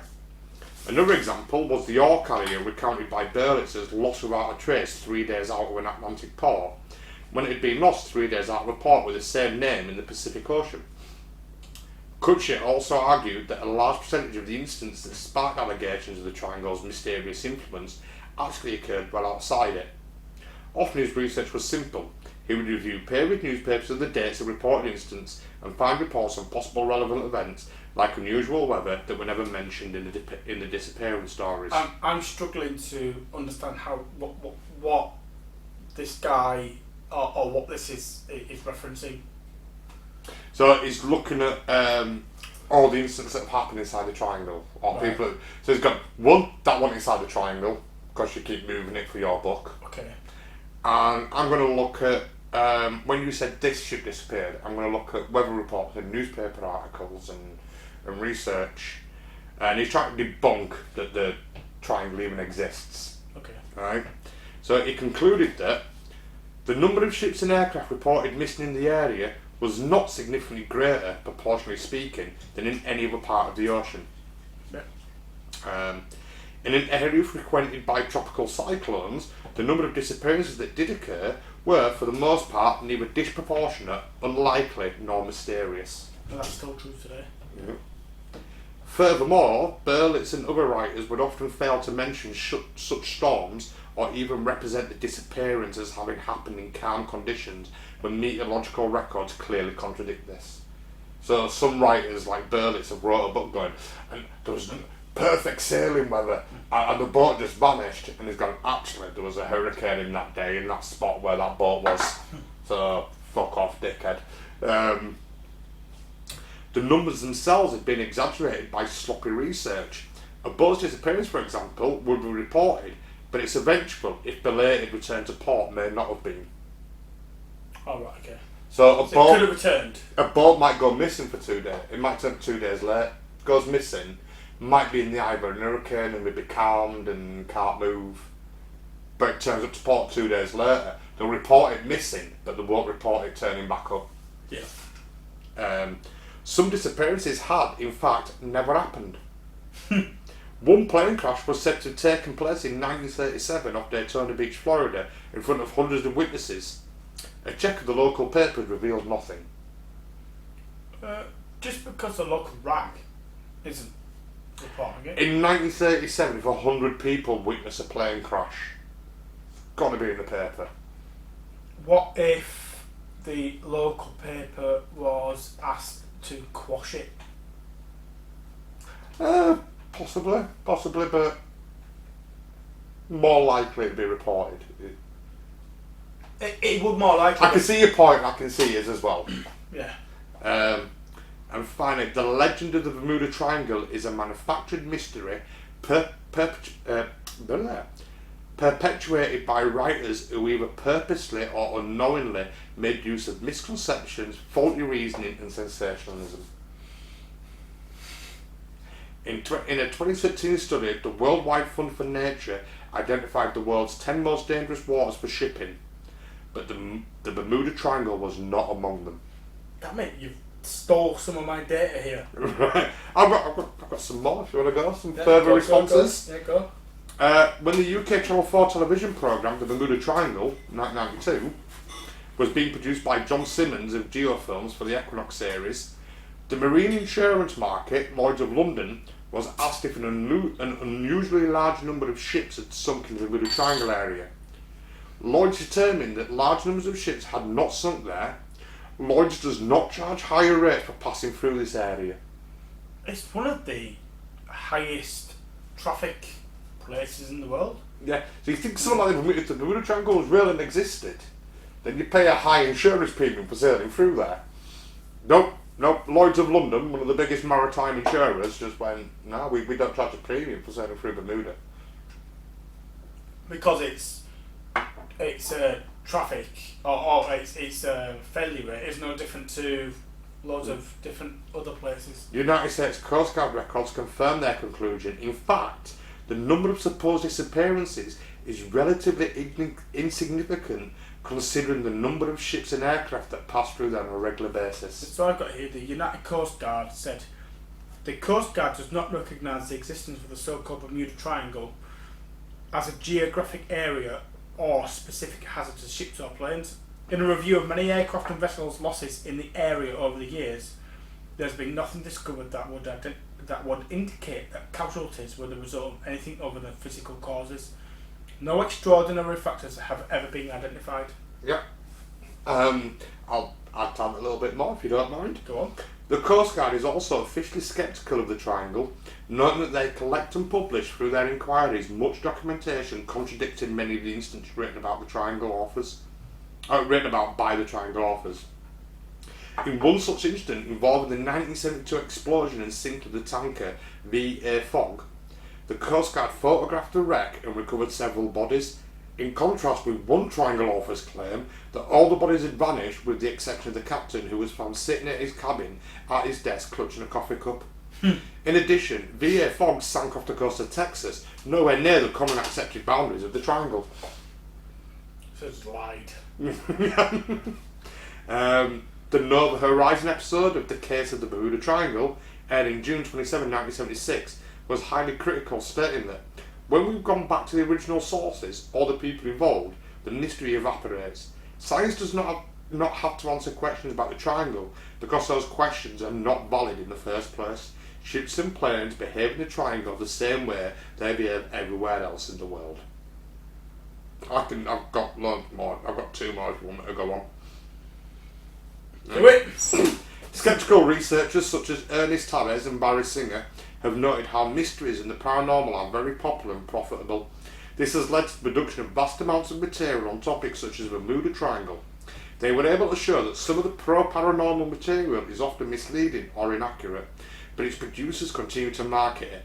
Accordingly, they have claimed that the market is biased in favour of books, TV specials and any other media that support the Triangle mystery, and against well-researched material if it espouses a sceptical viewpoint. It doesn't sell, does it? Follow the money. Sex sells, man. I was saying, follow the money, like I said right at the beginning. Oh, it's so frustrating. Then finally, Benjamin Radford, an author and scientific paranormal investigator, noted in an interview on the Bermuda Triangle that it could be very difficult locating an aircraft lost at sea due to the vast search area, and although the disappearance might be mysterious, that did not make it paranormal or unexplainable.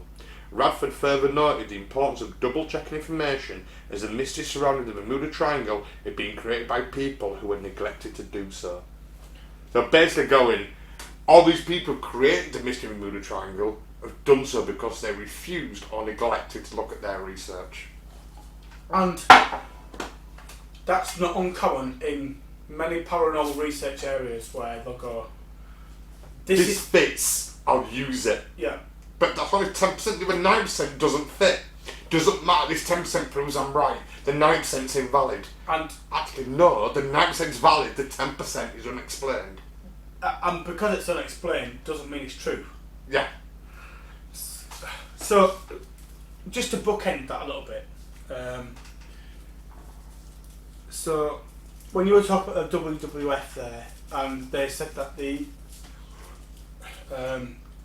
Bermuda Triangle isn't even in their top 10. Yeah. So the South China Sea and East Indies, East Mediterranean, Black Sea, North Sea and British Isles were found to be the most dangerous hotspots involving ships. Since 1999, there's been 293 shipping accidents. So this report was over 12 years from 1999 to 2011. So, there's been 10 years since then. But there's been 293 shipping accidents in South China Sea and East Indies, home of the Coral Triangle, and 76% of the world's coral species. Now, what they did is they mapped the top 10 incident zones. Now, for your that I'm going to show Badger, I don't know if I can get this on screen, because if I can, I'll get this notes, but I'll show you. So, number 24 is where, so this is the Gulf of Mexico into here. Yeah. Number 24 is where the Bermuda Triangle is. So, and it's 24 for shipping. And it would be called the US Eastern Seaboard. Yeah, so that's where it would be. Now, the US Eastern Seaboard is not even close to being top 10. There is, however, 24th. 23 the West Indies, but that's because you've got the Panama Canal. Yeah, you got the Panama Canal, which is probably the world's biggest shipping lane. It's very, very busy. Very, very. I mean, didn't we see recently with the big ship we got caught. The Suez, that was the Suez Canal, not the Panama. Yeah, but the Panama's the second biggest shipping lane in the world, because if you come through the Panama Canal, you get over there. Coming to Africa. Yeah. Whereas without the Panama Canal, you have to come down and round or up and over. But what we're showing here, but quite simply, the WWF have said in their own infographic, and they've done it specifically because they're looking at oil spills and corals and so on. And the environmental impact of shipping lanes, and you're destroying the Great Barrier Reef, which is why we don't go around Australia anymore. Yeah. That's down it's down to 16. Yeah.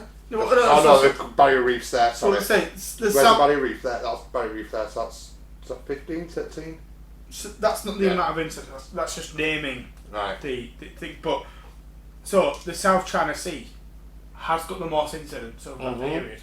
But for the sake of this video, 24, which is where this is meant to be, the Bermuda Triangle is meant to be, is not even close to being in the top 10.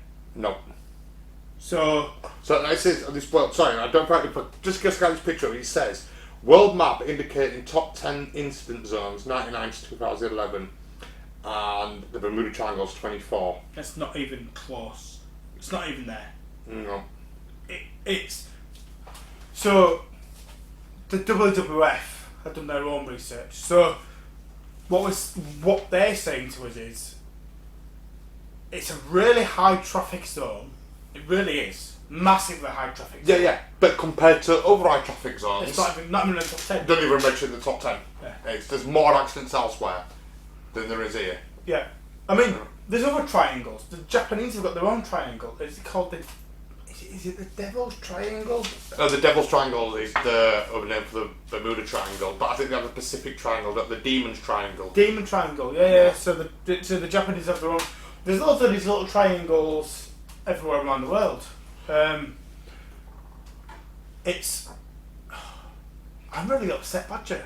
Well, I guess I'm ready to close now if you are. Because I think I've gone into this enough and... Do you know what? Normally I close first. I'm going to give you... With my closing. Well, I've got closing points here. Go on. Right. And normally I don't apologise actually, I don't do the big debunking like I just did there. But I thought it was important today because of the way so much stories that prove the triangle exists were written by people selling books. Well, so I felt I needed to put that debunking bit in. Well, can I just say before we do close that there are hundreds of years worth of stories that we've just skipped over. Yeah. You know, it's like, but we could have been here for fucking 6 hours if we'd have covered them all. But easily more. But the reason we didn't, Wet Flight 19, because it's the most important one. It's the most famous one. Yeah. And we skipped over lots of other ones, but ultimately Flight 19 was the most evidential based one. Yeah. And we skipped over loads of others, and you know, I'm expecting criticism in the comments. Yeah, And we encourage it. We encourage criticism every week. Go for it, please do. But we didn't bring them up on purpose because they lack significant evidence, really. Yeah, there's a lot written about Flight 19. There's not so much written about that dude and the priest on a boat off Miami, you know. Other than they're getting married. Yeah. But yeah, so incredible. The reason I don't normally bring such big debunking to a theory. Two reasons I did. One, because all my research seemed to side on that people who were pro triangle were selling books. Yeah. And I didn't want to be shilling for authors. So I thought we did some kind of balance in there. Secondly, we have a rule that we don't bring new evidence to closing. Correct. So if I'm going to rely on this evidence for my closing, then I need to put it out there before I close. Which is why I debunk sort of heavily with those last bits. In our first videos, we did The Bigfoot argument. Yeah. In closing, I've got 3 points here. Basically, it comes down to the Gulf Stream could be responsible for carrying away a lot of the debris. That's scientific fact. Yeah, I can't find any way to argue with that. I can. Like you were just saying, I loved you were just saying there. Can you read out point 2 for me? Badger loves. No real statistical data to show more incidents than anywhere else. Yeah. That's exactly what you were just saying there. I just said that I've not seen your research, but yeah, my second point is there's no real statistical data to show there's more incidents in the triangle than anywhere else. Point number 3, follow the money. Fuck ton of books are being written about the Bermuda Triangle that it's almost its own industry. So if the question is, Bermuda Triangle, does that believe it's paranormal or it's aliens or it's UFO? Is not even UFO or aliens or Atlantis, or is the Bermuda Triangle a thing? I grew up, like we said at the beginning, I grew up believing it was because I saw these TV shows of Ripley's Believe It or Not, or Riker's Beyond Belief, Fact or Fiction, and it was just given. That's a fact. TV told me it's a thing, so it's a thing. It's one of those losing. It's like the moon landing for me today. It's like a bit of an innocence stripped away again today. Like the moon landing, I always believed the moon landing were hoaxed, and then when we did that episode, how emotionally drained we were at the end of it because it. Yeah. Even though the science was telling us it was real, we didn't want to believe it because it's like losing the last bit of your childhood. Very similar now, where it's just like, this was always just facts. This was just, the Bermuda Triangle was always a thing. And I have found absolutely zero evidence to say it's a thing. Everything that says this is a Bermuda Triangle incident is explained by hurricanes or incompetence or human error. Maybe a few unexplained, like the priest and the guy. Well, they just probably fucking ditched a pension scam, didn't they, and ran off to live a new life together. I mean, we've seen evidence of that in previous things. You know, so, yeah, there's nothing here to show me that the Bermuda Triangle is real. And it does feel like I'm losing a little bit of my childhood. But yeah, is the Bermuda Triangle a thing? That does not believe, and it hurts me to say that. I don't like it. I'm opposite to you. Fuck off. You're not. How do you know? I'm not finished yet. I know you're an analytical mind.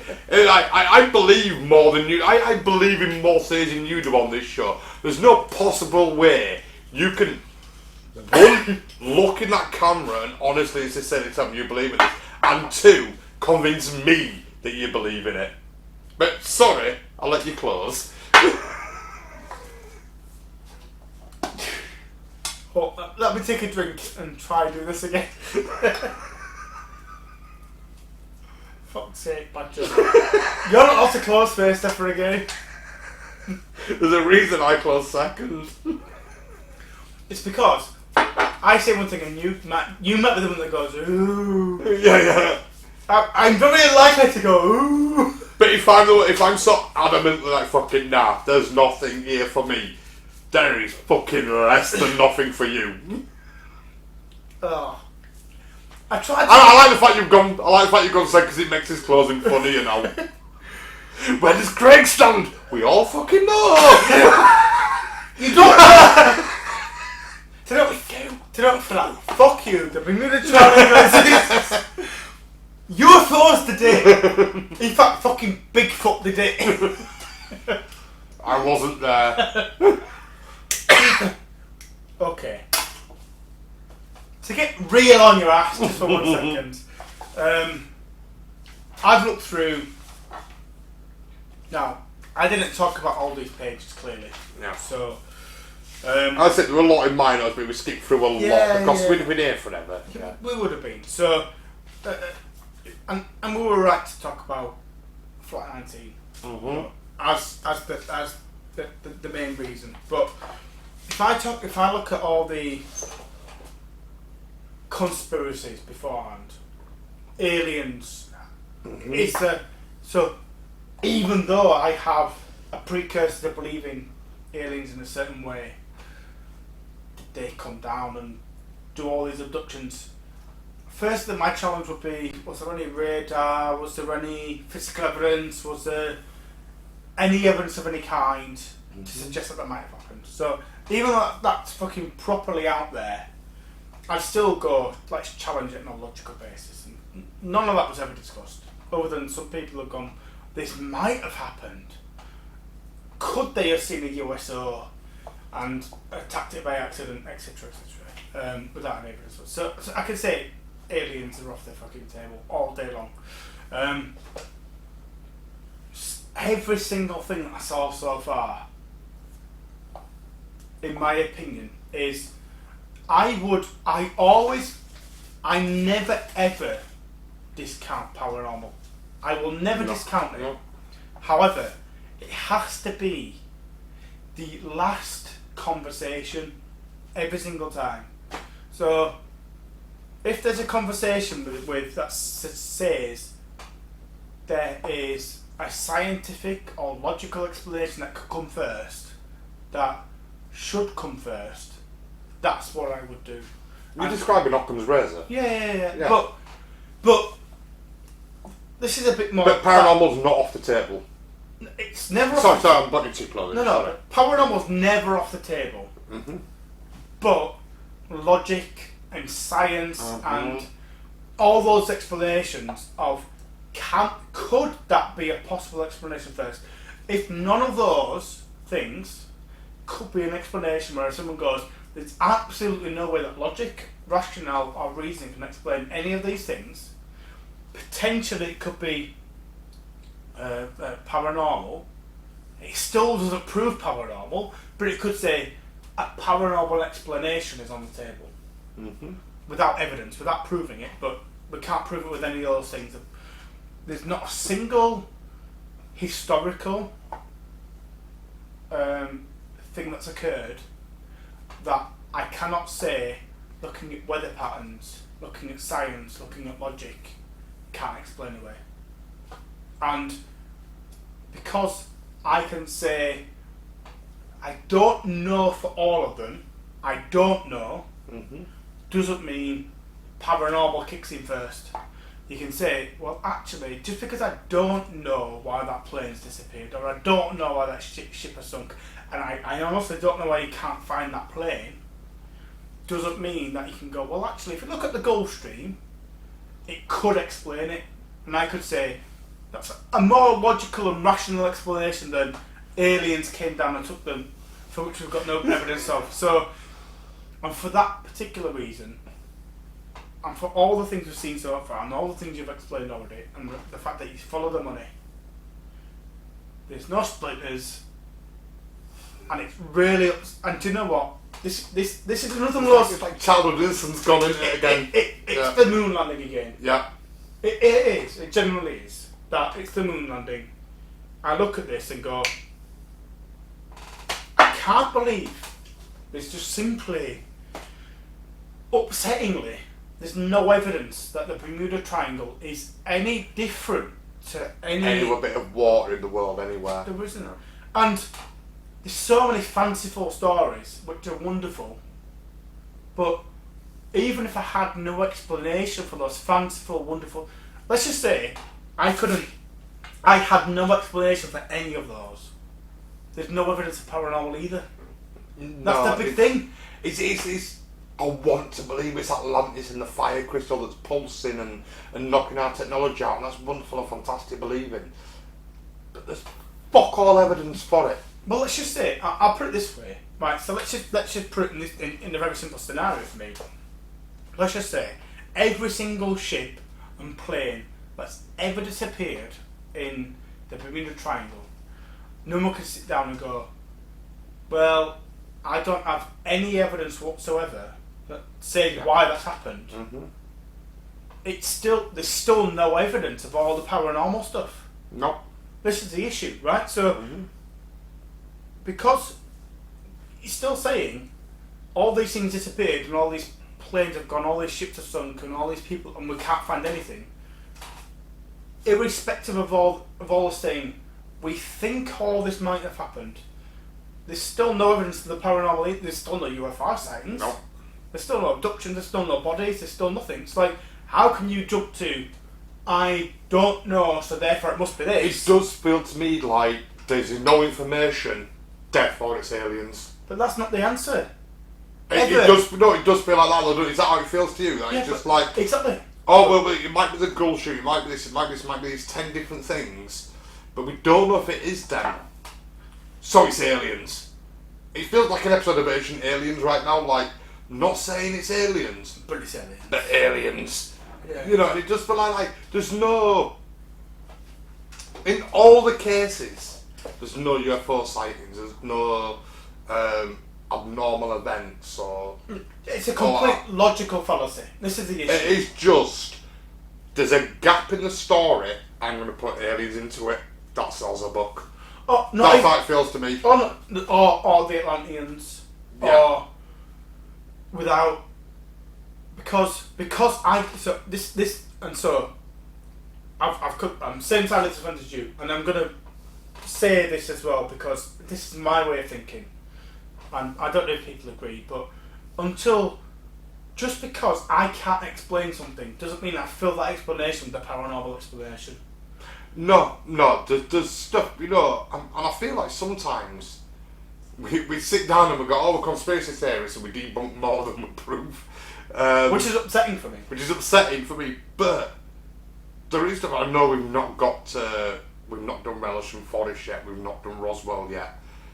They're ones that I really fucking believe in.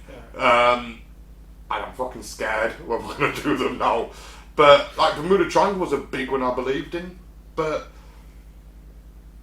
there's nothing here. Like, at least with Rendlesham, what I know of Rendlesham, what I know of Roswell, there's UFO involvement, there's a reason to have aliens in that story.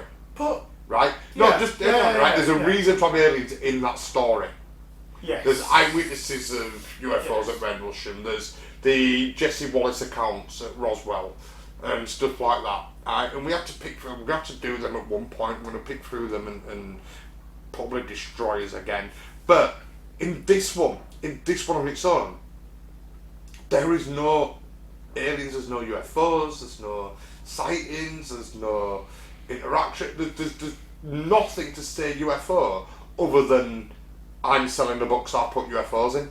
If one of these is said, so let's just say... Actually, tell you, there's one UFO bit, and that's Christopher Columbus seeing a UFO. He saw lights. Yeah, but that could be anything. That's it. But that's it. That's the only thing of aliens in all the incidents. That's the only one you could put aliens in because Christopher Columbus saw a UFO. Everything else, there's no UFO sightings. There's no nothing. It's just, oh, there's a gap in information. I'm going to put aliens in got a book. So if Flight 19 is, let's put it this way, let's just say, for the sake of argument, Flight 19 and the logs, and we've seen it from loads of other things that have happened, like Tic Tac UFO and stuff, but if Flight 19 has said, what is that? What's that on the side of me? Yeah. I'm seeing two suns, or something. Yeah. There's a craft at the side of me, my compass don't work anymore, what's going on here? And radar goes, I can see two ships. Now you've got UFO involvement. It doesn't mean it's a UFO. No, but it's a discussion. No, it is a UFO. Because it's an unidentified flying object. Doesn't mean it's alien. Right. I hate this bit where we go UFO, you're like aliens. No. It's an unidentified flying object. Could be a Russian fucking jet that America didn't know they had yet or anything. You know what I mean? Yeah, but it's a discussion. But it's a discussion to be had. There is nothing about aliens. None. Or UFOs in this. In any of this, apart from the Christopher Columbus one, where he says he saw a UFO. That's it. Or a light. He saw a light. Yeah. That was it. He saw a light, and he got 2 people to confirm he saw a light. Apart from that, every other incident has no UFOs in it. No. It's all UFOs have been implanted into the story because there's a gap in the knowledge. We know A happened here, B happened there, then C happened, then X happened. So in between C and X, we're going to put aliens in, and I'm going to sell a book. About Atlantis. Yeah. Well, you can fit aliens in here. Everyone's putting aliens in. I'll take the aliens out. In between, we've got A, B, C, and we've got X. We don't know what happened between C and X. Every writer is putting aliens in and selling books. I'm going to take the aliens out. I'm going to put Atlantis in, and I'm going to sell a book. Well, because why not all those planes sink and you can't find them? You've not found Atlantis yet. They're in there. You know, it's the only time me and you went, ooh, was a Bunning Wall. Yeah. The Bunning Road. Yeah, because... But that's something else that's not... I suppose it is a part of this, but it's a different theory completely. It's a different story completely. I'm still cognitive dissonance. And as I pointed out, it doesn't depend... I was talking about the Gaddis-Argosy Triangle. The Bunning Road doesn't appear in the Gaddis-Argosy Triangle. No, it doesn't. But and we set out at the beginning of this show, we were working on the Gaddis-Argosy Triangle. No, so we can't include the Bunning Road in it. I'm saying Bunning Road, even though I still think the Bunning Road has got more of an explanation. I've got some cognitive dissonance and we have to do a full episode on that. Doesn't mean it's Atlantis to start with. Don't mean I've got some, it doesn't look natural. It looks made, right? But at the beginning of the show, we said we're using the Gaddis-Argosy Triangle. Agreed. And the Bunning Road's not in there, so we can't. So I believe the Bermuda Triangle exists. Do I believe it's got paranormal point? No, is it a thing? Is it even a thing? Not like, is it UFO? Is it paranormal? No. Is it a thing? No. It's not, is it? Badger, can I say, why did I think of this channel? It's just fucking ruining my childhood. I know. I don't know why we're friends anymore. I don't even know. On that note, silly.